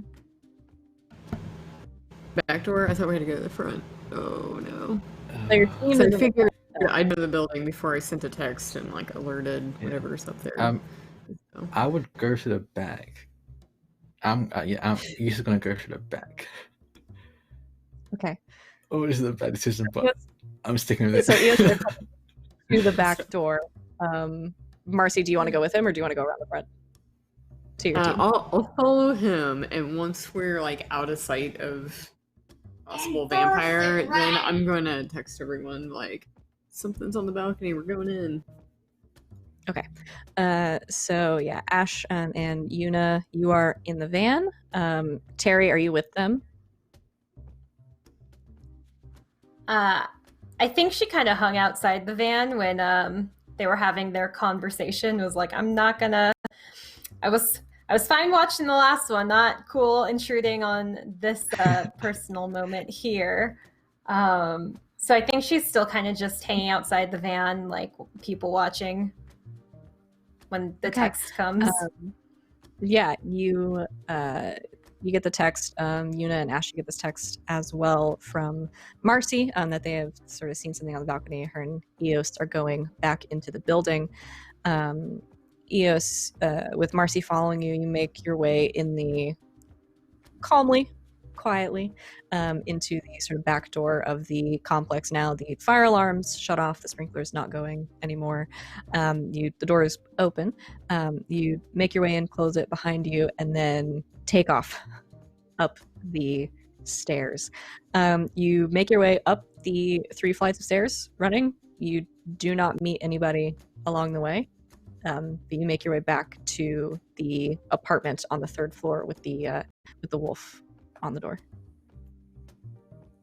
Do I see anyone before I walk in? Do I see anyone like that seems to be just leaving, just entering a different room, anything like that?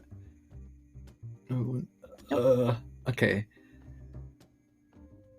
I'm gonna like just creak the door, just slowly open the door, and like peek in. Okay. You slowly open the door. Marcy sort of coming up behind you, ready to assist as this text goes out. I'm going to Eos, you have made it to this point before any of your friends can intervene. You're just running up 3 flights of stairs. So you open the door again, left unlocked, and peek inside. You don't see anybody. And I mean you don't see anybody. Including the body that you left in the bar stool. I knew it. I had to let out like a groan, like, ugh, and just like open the door and walk in. Just all right, you open nothing. the door and walk in. It's exactly how you left it. No one inside. And no body. And Marcy, he opens the door in front of you, and you see the bloody bar stool there with no one on it. I kind of gesture at the window, like at the window. I'll like watch behind us, make sure nothing's coming, and like hand gestures. See, with my katana out, I'm just gonna like as quietly as I can, go towards the like the window, the door that I know leads to the balcony, and see if I see anyone. Okay. Yeah, Marcy watching the door and watching Eos's back. Eos, you make your way to the window that you came in before. Looking out, it's still open. Looking sort of into the bedroom with the now busted door, you don't see anybody, and you look out the window onto the fire escape where you were just a few minutes ago before all this ended. I don't see anybody. Do I see a sharp, pointy, like, table leg or, like, a chair leg that I can grab? Because I feel so unsafe right now. Yeah, the table that, well, I was going to say the table Ash busted. The table that was busted by a flying Ash is still very much there in pieces. So you could take. Okay, I'll take a nice good sliver, wrap a little, like, electrical one in so I don't get a splinter myself, and, like, feel 0.01% better now. Okay. I'll take. He's just kind of sad. He's like, apparently we didn't finish him off. I'm just gonna text in the group chat. They all escaped. I'm just gonna text. They all escaped, and that's it. Okay. After you received this text from Marcy, while this is going on, the other three of you, what are you doing? Oh shit! All of them? Really? That's not good. That one, it was definitely. Oh god. Oh, I don't need this today. So, do none of us actually know how to kill vampires in this case? Because I'm quickly losing faith in ourselves. I got to admit, I'm out of my element here. A stake I'm through the texting heart my is uncle. usually the surefire. I Surefire fought thing to do it. vampires before. Like, I fought vampires before. I thought I killed them. Maybe I haven't killed a vampire before. Are we 100% certain these are vampires? This was just somebody's speculation. I mean, they're clearly not human. We know that for sure. Maybe next time we should try beheading.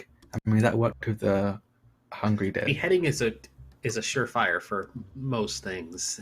I think. Yeah. It'd be. Can we still get the money for this job? Just curious, because like I really had my hopes up for the Katana Roomba. Is that it's not going to be a thing anymore? I don't know. I'm gonna make a phone call. If that's okay. Can I make a phone call? Yes. Who would you like to call? I'm gonna call my professor, Professor Calloway. I'm gonna do it very reluctantly. Okay. Because part of the reason she suspects him of being a monster is he knows a lot about monsters. He does. He knows a lot about a lot. Okay. So you step away and call up Professor Heath Calloway. The phone rings a couple of times. You hear a click and a familiar voice on the other end saying, "Hello." Hi, Professor Calloway. It's me. It's Terry. Hi, Terry. To what do I owe the pleasure? Yeah. Well, I was going to write a paper about various ways to protect oneself against vampire attacks, just, for an extra credit assignment. And I was hoping you could give me some pointers that I can reference in this paper. Interesting. What class are you writing about vampires for? Oh, like I said, it's extra credit. It's for art. The art of monster hunting. I was unaware that UC San Gennaro offered such a class. I suppose it's a good thing we do. Let me take a look. I'm gonna have you roll something to get him to buy this. Do you have a skill you'd like to use? I have academic. Okay. Let's see. I also yeah, have the aspect fast talker. Oh, I like that too. I'll say, because you're sort of specifically trying to get some research out of him. You can pull academic for that and add that to your roll. You can, if you want to, at any point, spend the fate point to invoke your aspect. You can, especially for situations like this. You don't have to do it before you roll. You just can. Okay. Cool. But you can decide after you roll as well if you want to spend that point. Okay. Cool. I'll go ahead and just roll then, and that's a +3. And that's a 3. 3. That's good.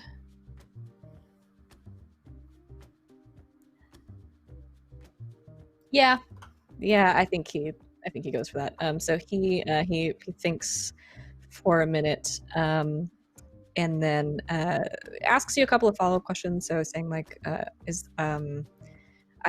assume you're at least a little familiar with the vampire, or at least sort of pieces of lore, at least in pop culture. Is there's something specific you're looking for? Just general protection? Are you looking for legends? Are you looking for, lore? I want to know what's true. I mean, there's just so much information out there, like holy water, stakes through the heart, beheadings. Well, you're definitely right on that account. There is a lot out there. Some of it real, some of it not, some of it untested. I've got a couple of books I could lend to you. Would that help? You need some sources, or? That would help, but I was looking for something just a little bit more immediate. I see. This is for purely academic purposes, Terry. Yes? Of course. Mm-hmm.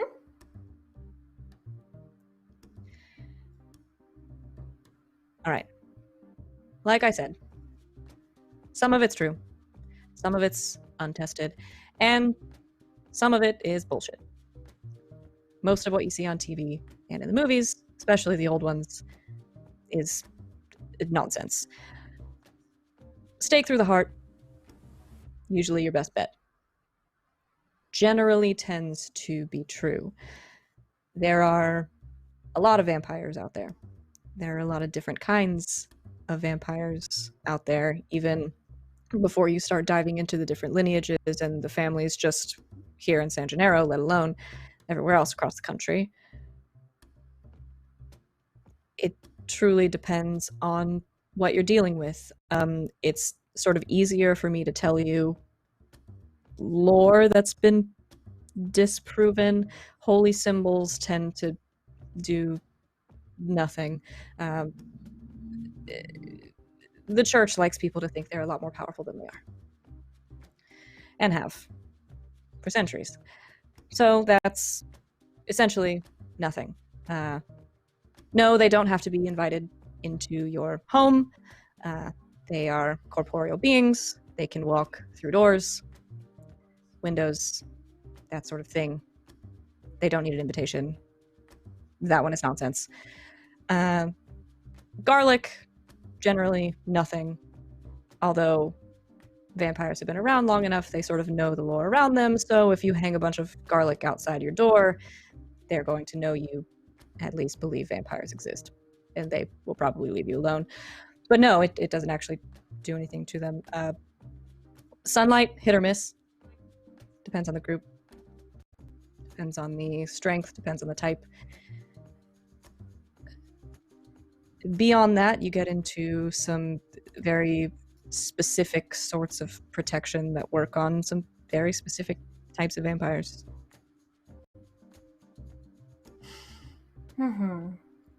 So, stake through the heart, generally a good bet, not always.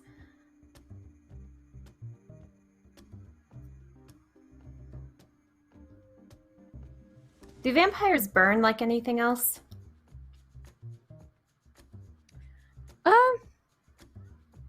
I would assume so. Fire tends to work to, eventually kill most things. Same with, chopping it to bits. Beheading, generally a safe bet. The regenerative properties of creatures like that are different across different kinds and different families. Well, Professor, this has been most helpful. I certainly would love to get those books from you, but I think that's all for tonight. I'm so sorry to bother you. You weren't busy, were you? No, not busy at all. Now that I think about it, I have a document that I'll send. You have your university email active, yes? Of course. I'll send you one thing, a scan tonight of something I think you might find particularly interesting. Unproven, but if you're looking for odd cases, it might help. Thank you. Good night, Terry. Have a good night, Professor. And he hangs up. Well, not all vampires can be killed by stakes, so that's fun. But, And would you say... Oh no, what were you gonna say? Like, while this conversation's going on, would there be, like, kind of like paper towels or Ziploc bags, that kind of stuff in the kitchen in the apartment? Because I want to get a sure. sample of this creature, because I'm sure I have, like, I work in for the university, so I'm guessing I know, like, a bio major. It may not be helpful now, but it can help us later on. So I'm, like, bio sampling. Yeah, you can absolutely do that.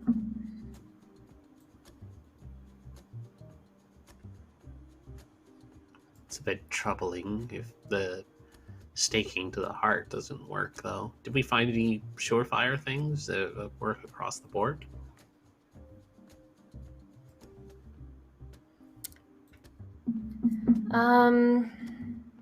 Beheading, fire, those tend to stop those with regenerative properties. But he said he'd send me a document, and I think I'll look that over too. It's just, I guess it's just... There's just a lot of different kinds of vampires. Did we get a good look at the symbol in the back of their jackets? Because maybe that could help us do, like, an online search, figure out what type of vampire they are. There was also Isn't the that wolf the head same on the symbol? door. Yeah, on Yeah. the door. We can take a picture of the thing and maybe, I don't know, like Google reverse search to see if it recognizes it anywhere that has a similar symbol. Yeah. Yeah, if you We can could do send me some. that We wolf could spend symbol, some research. if you can send me that wolf symbol, I can send it off to my uncle and see if he recognizes it from anywhere. He might know specifically the family, clan, whatever they're called that we're dealing with. Yeah, he also would take a picture of that on the door and send that into the group chat. Okay. And then maybe, I don't know, it probably won't come with any results, but like he's gonna actually like reverse search it on Google, like do an image reverse search and see if it leads to like anywhere. Okay. Who? Go ahead and roll for me. I'll say for this, you could potentially use investigator if you have that. I don't. There's nothing I have. Oh wait. Oh, I do. I'm blind. Never mind. I do have investigators of +2. Okay, yeah, I'm gonna do that. A 2. 2, okay. Unfortunately, you are looking for a picture of a wolf head on Google. Okay, yeah. There's it's a lot. It would take you just an incredible amount of time to be able to parse through them. There's some stuff that looks familiar, but yeah, you're looking through a lot of stuff. There's art pieces, there's album covers, there's all kinds of stuff. There's not enough, I think, there to narrow it down for you. It was worth a try. You kind of grumble. I'll just leave it to the others. I'll just post it in the chat. Una sends So it off I'll- to her uncle. Sorry. No, Okay. go ahead. Yeah, Una sends it off to her uncle, and she's like, vampire family, you know which one this is? Just ask a couple of text You- messages. Yeah, send a couple of texts to your uncle. After a couple of minutes, you get a text back from him that just essentially says, "Where did you find this?" On a job, not a lot of time. Thought we had one, 2 others ran off. Apparently, the one we thought we got is still alive. Stakes didn't work.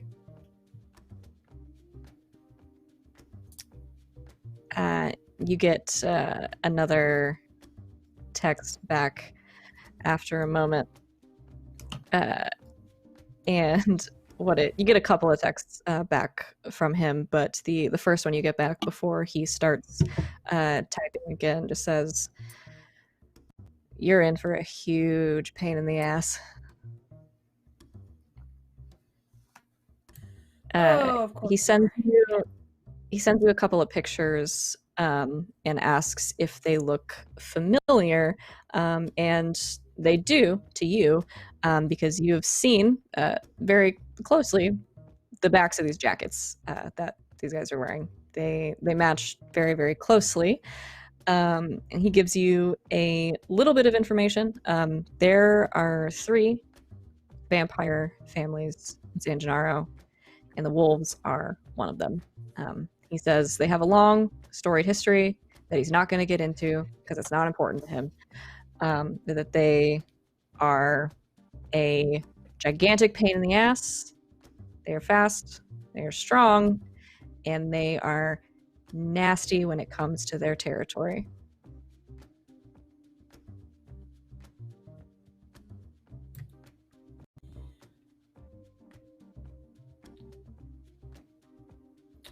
So, say we tangled with a few of them, drove them out of where they were staying, but they're still alive.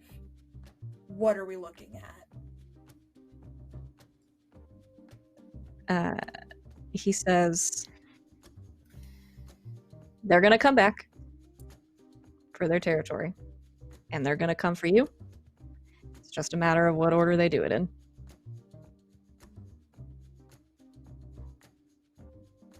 What's the surefire takedown method?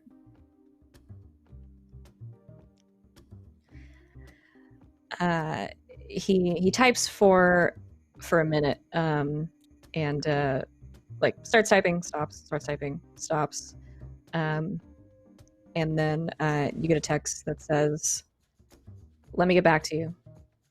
I gotta find something." About this time, Terry, your phone goes off and you receive an email from your favorite professor and mine, Professor Heath Calloway. You just get a short email from him that says, "Hope this helps. See." And you open it up. It is an attachment of a couple of scans he's made of what looks like a very old document. It's a lot of it is a bunch of nonsense. Some of it is prose, but you can tell, sort of parsing through it again, sort of you an expert, or at least becoming an expert on very old pieces of text. You parse through it, and it reads like part of almost like part of an epic poem, like part of sort of an old story that is laid out that way. There is a piece of it that sticks out to you about this monster, this creature that the hero encounters, and how nothing could kill it. But it references, essentially, it references stakes, and it references coding them. And there are sort of a couple of different things that apparently whoever this is in this story tries. And I think, Terry, you get to this section about the time that Yuna, you get a text back. And you both come to the same conclusion. For vampires, stakes will always work, provided it's the right kind of stake. If you can't get your hands on certain types of wood, dead man's blood will do the job.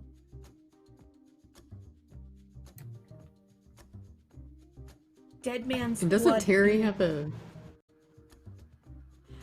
Go ahead. And didn't Terry say she brought like her like super spectacular like vampire hunting kit? Because I feel like would she have a variety of stakes? Terry does have a lot of stakes. I don't know if all of them would be the right wood type, because she did not have this information previously. So she hears Yuna say dead man's blood, and it looks to her and is like, yep. Now, So what's dead man's blood? Yeah, I was about to ask, is that literal, like, coated in the blood of a man who has died? Or is it like a euphemism for a plant? Would Terry know this with her academic background? I think you've heard of this before. As far as you can tell, it means what it says. Yeah, it's literal. Trip to the morgue. I mean, there's boy. Do you think one of- forensics students. Mm-hmm. Yeah, my There's friend forensic lives in students at forensics. school. Mm-hmm. Mm-hmm. And I don't. Anatomy class might have cadavers they have to practice on for the med students too. Yeah, I'm Yeah, just I have a not friend in sure. forensics. I'm just not sure how many of them would be willing to break some moral and ethical boundaries to get us some dead man's blood, enough to coat our stakes in. Ella's my best friend. I think she'd help out. She's a late night person too. It's good to know. Savvy. I'm totally referencing Ella off this, by the way. So, this is before she did that job.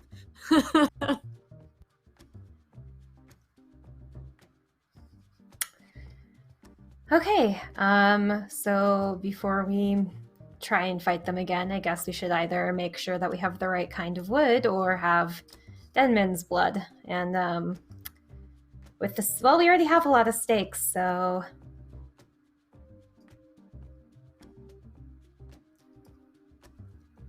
Do we know what types of wood we need? Is it in the PDF?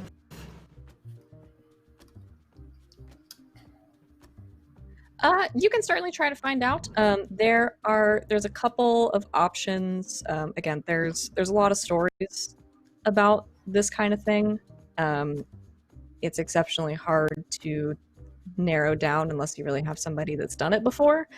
And generally, especially those of you that know other hunters, hunting down one of these trees and testing to make sure if it works tends to be the longer and more dangerous option. yeah, I think You also come we're across a better lot of off blood. just. Do they have like Monster Hunter stores? I've I mean, they got the app, I- so I wasn't sure if they had like, the that's a good you know, point. I Vampires guess. R Us I mean- or something.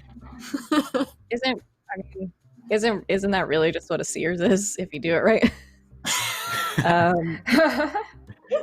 No, I don't think there's like Monster Hunters R Us, but I shut down there's years most ago. of the stuff that hunters use, aside from like, advanced blood or like things like that, is generally stuff that is like pretty easy to get, tool wise. So I have a question. Does it have to be Sure. like human blood? So like, let's say I stabbed a vampire who also is a man, and I used that blood to stab another vampire. I like it. I guess we don't know. That begs It's the going to be question. very yeah, difficult to I get. don't think you know. Should It's spend some it is time called Dead Man's researching. Blood. It doesn't ever say human, I guess. So What is a man? let's see what I feel like it's better to be safe than sorry. We don't want to be caught in the middle of a fight with the wrong kind of blood. That is fair, but the question is, where are we going to get this blood from? Because I don't know many dead people. Marcy said that she has a friend. Oh, okay. It's gonna be. I do not envy you, Marcy. I don't know how I would ask my friend for blood, but go right ahead. We'll cheer you from the sidelines. She's pretty punk rock. She'll be into it. She knows I do the monster hunting thing. Well, Also, how much time? I think I need a bit of a rest. I nearly wrestled a vampire today, which was cool, but also they're very strong. We need to fortify our homes because they can walk through walls. So now I'm a little concerned. When Savvy Yeah. said walk through doors, I think she meant like walk through doorways, not like. Oh, okay. Yeah. I'm concerned. Like, Oh. don't need to be invited in. I have anxiety that they're gonna I'm come not after calling me. you and out. sleep. I just. Well, Sorry, no, should we all that might be my bad. They cannot like Should we phase all- through things. They do not need to be Okay. invited into your home. should we all stay in the same place for tonight? Do we want to have some sort of sleepover? We could Okay. just stay in their apartment. Oh no. Oh, I feel like that's gonna. I be I mean, Don't- it's bigger than our apartments, but got the key. How much time do we have on this quest? I guess we have a couple days.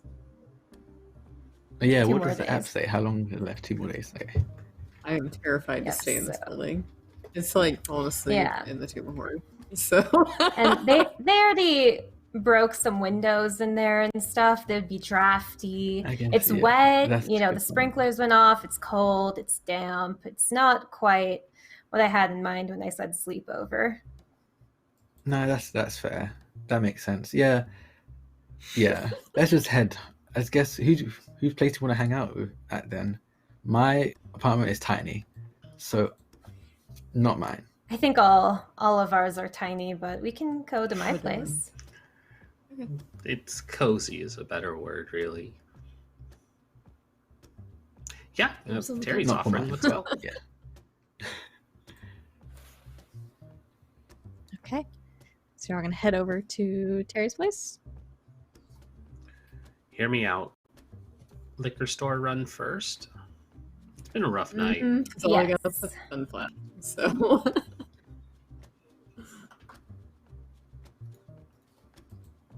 All right. So you hop into the van, make a stop at the liquor store to replenish your one of your most valuable monster hunting tools, and you head to Terry's apartment.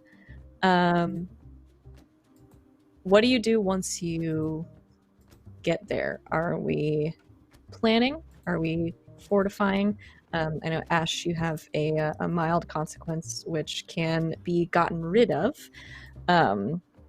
So since this hasn't come up before, so the bigger the consequence, right? They go mild, moderate, severe. The bigger the consequence, the longer it takes to get rid of them. For mild consequences, essentially, you just need a scene of recovering. So you've already had a little bit of time. If there's something specific you want to do to sort of get rid of this haze, this dazed sort of condition that's following you around. Otherwise, we can say you sleep it off. Yeah, it's probably a lot of alcohol to sleep it off. That's fair. All right. So what do y'all do for the rest of the night? I hope fortify, because I'm like terrified of them coming in at night. Eos just I'll- crashes I'll- on the couch and just falls asleep. He's just out cold. Immediately. Knife drone is You know- going to be put on sentry duty. Okay. It's a pull-out couch. You can fit more people on it.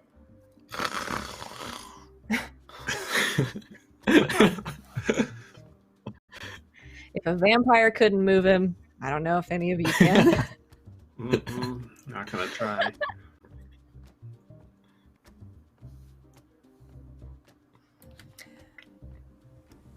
Well, Yuna and Ash, you guys can take my bed. I can sleep on the floor. I mean, are you You don't sure have that to are sleep you on the all right? floor. You don't. Yeah, I mean, It's fine. Wait, are you inviting me to also sleep in the bed?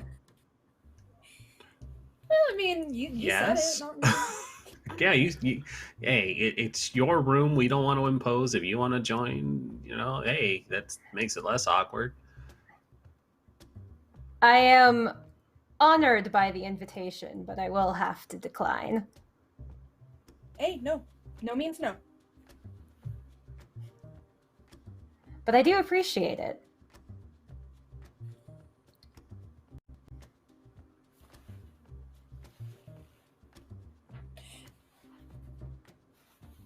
Well, All right. Sorry, Awkward just- silence. woo. So I think Marcy tomorrow morning is going to get in touch with her friend. She is manically barricading my door, I believe. Tonight we just sleep it off and then we'll plan our next steps once we get that blood.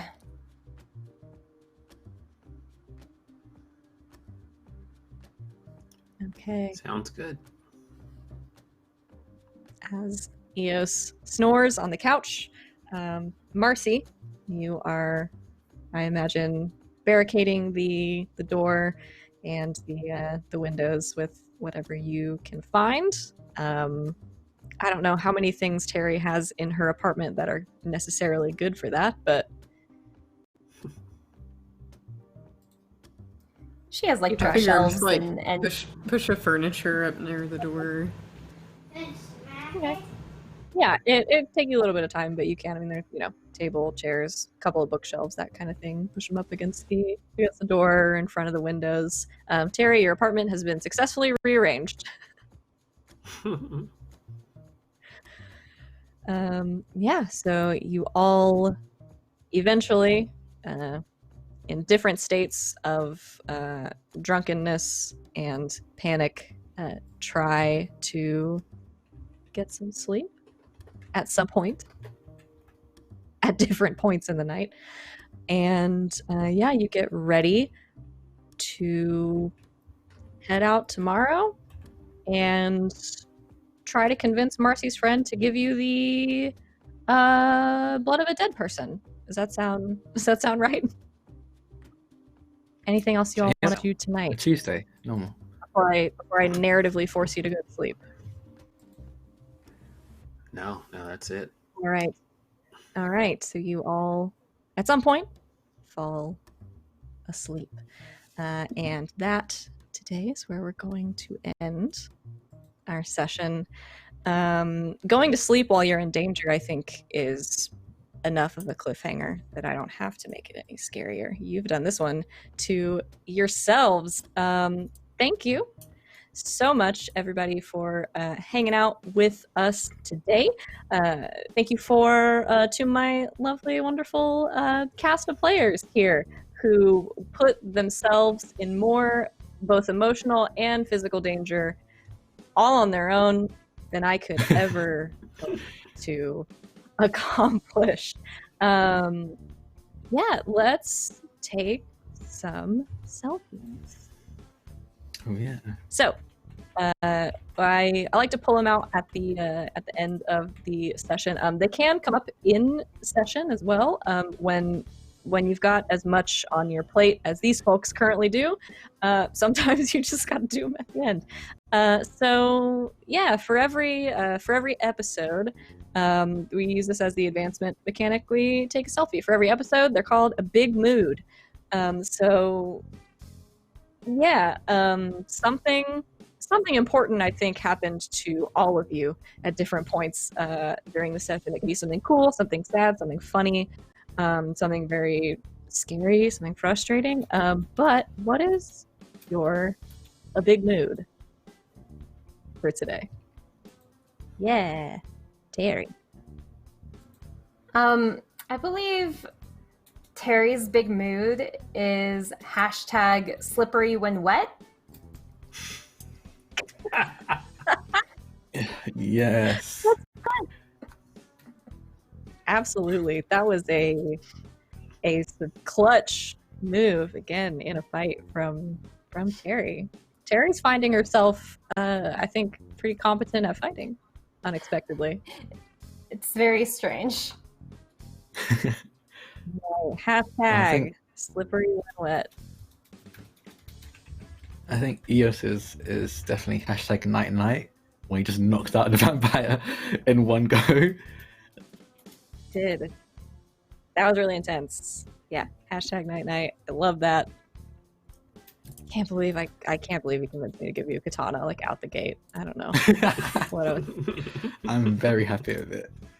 It's his whole I'm identity also now. very happy with it. Yeah, I love that. Absolutely. Yuna's is most definitely hashtag words are hard. Hashtag words are hard. I think I have to call this whole episode words are hard. Because I was gonna go with hashtag double steak or something, or double steak, but no, that was much more of a moment for her. Yeah, that was so... there might be some fallout from that. Oh boy. For her. Who knows? Even if it's just her own emotional fallout. Yeah. Ash is gonna call theirs. Ash is gonna call theirs hashtag alcohol fixes everything. I like it. It's like it may not be true, but they certainly want to believe it. In the moments, it's definitely happening. It's definitely helping. So, hashtag alcohol fixes everything. I love these. Elise, you're muted. I'm so sorry. Mine would be hashtag hacker, not a fighter, because that pencil thing went so bad. Hashtag hacker, not a fighter. If you, I mean, I'll say it's how the game works. If you would roll good enough, who knows what would have happened. I love hacker, not a fighter, though. Someone trying to stake a vampire with number 2 pencils is not something I've ever encountered, and I love it. I just love it so much. All of these moments I love so much. I mean, I don't really do advancements or anything, but my big mood today is hashtag almost had him. So close, damn it. Almost had him. Yeah. Wonderful, wonderful, wonderful. So those are our big moods. Don't forget that for every one of those you have, you can do a little advancement for your character, and you can also use these as callbacks during our future episodes. So we hang on to these, we put them in a scrapbook, and you can essentially it's a lot like invoking an aspect, but to give yourself +1 on a roll and not have to invoke an aspect and spend the fate point, you can do a callback to a relevant big mood. So if something that is going on with you reminds you of one of these, you can call these back and boost yourself on a roll a little bit. I think they're fun. This is probably my favorite advancement mechanic ever in the history of games I run. The energy is very good. But yeah, so that is that for us today. Thanks everybody again for hanging out with us. If you're out there live with us in chat, thank you for all of those retweets and the subscriptions we got today and everything. We appreciate them so much all the time. We love it, and I love reading your messages in the chat. They crack me up. But thanks so much for engaging with us live today, as well as if you're later with us on YouTube. You can like this video. You can leave a comment down below. We want to hear from you just as much. So yeah, thanks for hanging out with us and engaging and being a part of this. You're a big part of this for all of us. Thank you to, again, obviously all of our sponsors who've made this season here on Encounter Roleplay possible, especially our good friends out there. A huge thank you to Machine Age Productions, these wonderful folks that made this game that we're playing right now. It's rad. We love having you with us and love being able to do this. This game rules, and everyone should buy the book and play it because it's super cool.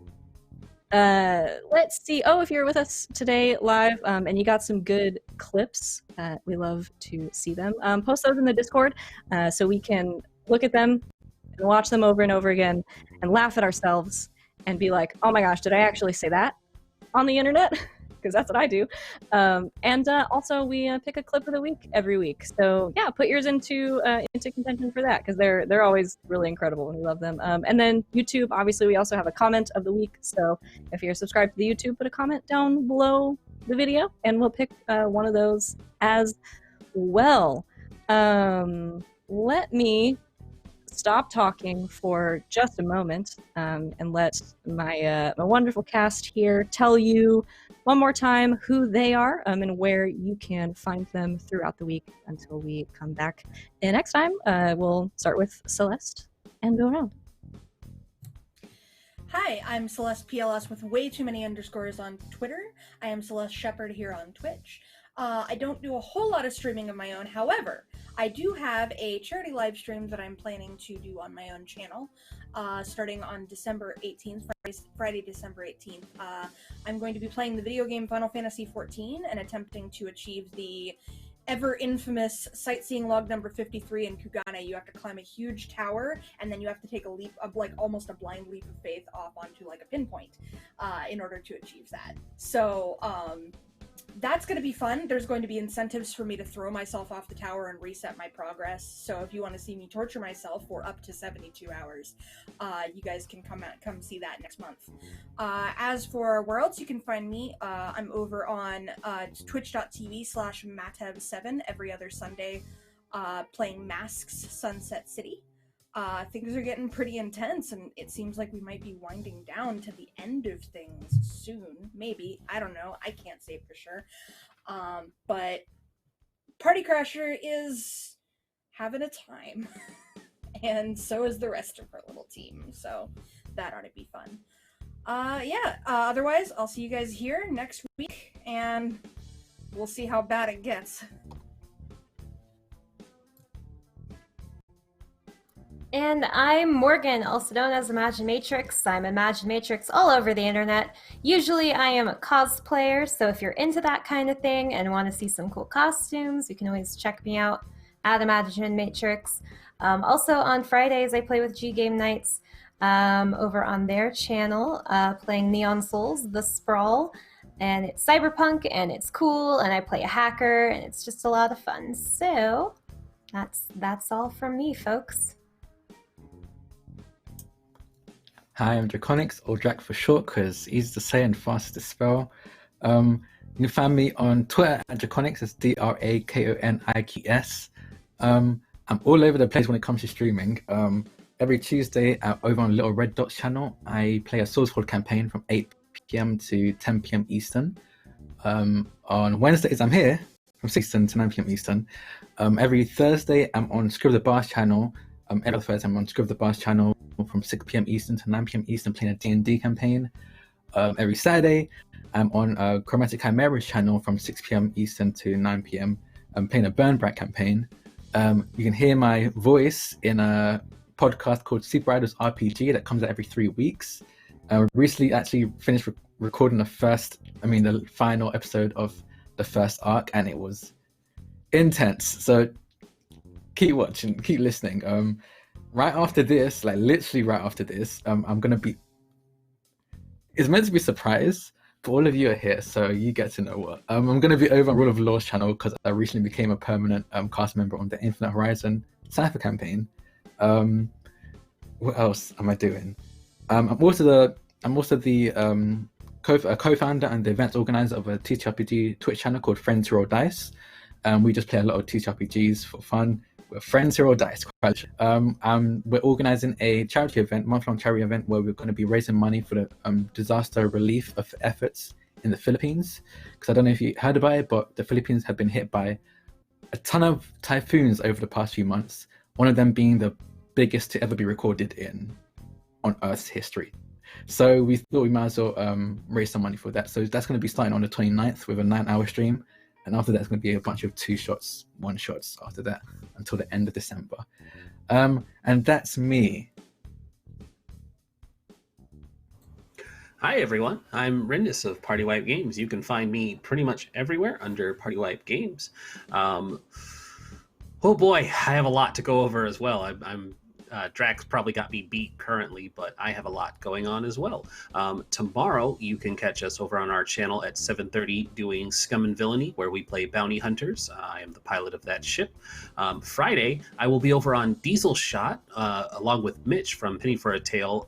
We will be playing a test of their modified Alien RPG system. We did that last Friday as well, and it was a fun, crazy science romp, and now we're going to be doing something else. I think we're demoing the combat system for their modified rules. Saturday, we are back on my channel, Party Wipe Games, 8:30, doing Waterdeep Dragon Heist. Sunday, we had to can our Deadlands Reloaded game because our storyteller got a job, and we would rather he have money than spend time playing video games with us, as much as we would prefer to play video games. So I have picked up the reins, and I will be running a Things from the Flood campaign. If anybody's seen Free League Publishing's Tales from the Loop and Things from the Flood, one of my favorite systems, and I am excited to run this. It's going to be called The Quiet Year, and it follows the continuation of our Halloween special Tales from the Loop game, just the same, or most of the kids 5 years later after horrible things happened. Monday, I run a 5th edition game. Tuesdays is a busy day for me. I have Octung Cthulhu here at Encounter Roleplay, and then we immediately jump over later in the evening where I run Vampire the Masquerade. They play a coterie in Phoenix. Wednesdays, of course, I'm here. Yeah, earlier today, I had the pleasure of playing Shinobi Gami, and it was the first time playing with Susie, and I spent the entire game beating her up, and that was fun. And then, of course, I'm here in the evenings, so I am super tired tonight because that was literally from 3 to 9 of just sitting here playing RPGs, and it was great, but I am so just ready to get up and stretch. Yeah, I'm going on to my 11th hour of TTRPGs today. Oh, fun! So everyone, my name's Elise. You can find me on social media at D&D Elise. I'm a published D&D 5e writer for the DM's Guild and Drive-Thru RPG. We just recently started a Kickstarter for Incredible Creatures, which is a huge book of monsters for D&D 5e campaigns, led by Alan Tucker. So I dropped some links in chat and Twitch, so you can find that. This week we also released Through the Veil Tales of the Feywild and Fantasy Grounds. So Grim Press was super awesome and helped us put a Fantasy Ground version together. So you can find that on the DM's Guild. It's also available in print and PDF. Our PDF comes with a high contrast version that's also screen reader friendly, so keep that in mind. And yeah, that's it. Awesome. Yeah, and then it's just me. I'm Savvy. I am at Savvy Seaworth on Twitter, where you can find me when I am not here. I am streaming at twitch.tv/game nights. It's game with 2 G's and nights with a K. For the next 5 or 6 weeks, I'm on the internet every single night. So I'm here tonight for the next few days. I got some really exciting stuff. Tomorrow, since we just had our finale of the first season of our Good Society show, Elegant Suffering, we're doing a one-shot before we do our Session 0 and pick up with Season 2, in which we are incorporating the Pride and Prejudice and Practical Magics expansion. So there's going to be fake courts, there's going to be magic, it's going to be really exciting. But this week we're doing a one-shot. It's a Grant Howitt one-pager. It's called I'm a Lover, Not a Fighter. And it's exactly what you think it is. It has big Regency era vibes, and there's big hats and weapons, and it's going to be really wild. So we're going to be playing that tomorrow night. On Friday, Morgan mentioned it, I play in a game of The Sprawl called Neon Souls. On our channel, it's cyberpunk. It's, get rid of corporations, that kind of goodness. If you like this, you'll like that game a lot. Highly recommend everybody check it out. And then on Saturday, our D&D 5e campaign that's been on a little bit of a hiatus is coming back. It's Saturday Night's Apocalypse. It is a ripped to shreds version of the Princes of the Apocalypse module happening in a post-apocalyptic world. Our DM has completely lost it, and there are aliens and zombies and other monsters we haven't gotten to yet, and it's wild. So even if you're familiar with that module, come hang out with us on it's every other Saturday for that game on Saturday nights, because it's very, very exciting. And then on Sundays at 4 p.m. Eastern Time every week, I run a long-running game of Monster of the Week called Slaying 101, which has a lot of similar energies to this game, and I really enjoy it a lot. That's what I am doing for the next few days, and then obviously Monday I'll be back here with Lydia and the gang playing Dungeons and Dragons and emotionally tormenting myself as much as I possibly can, along with 3 other wonderful friends who love to do the same thing. Yeah. That's where you can find me. Thanks one more time, everybody, for hanging out with us so much. We will be back same time, same place next week. Until then, you can check out, I think our next show is going to be tomorrow at, I think, 7 p.m. Eastern Time. I have completely lost my notes with the schedule in it, but it's the Axon Punk game, The Sunflowers. It's rad. You should come hang out.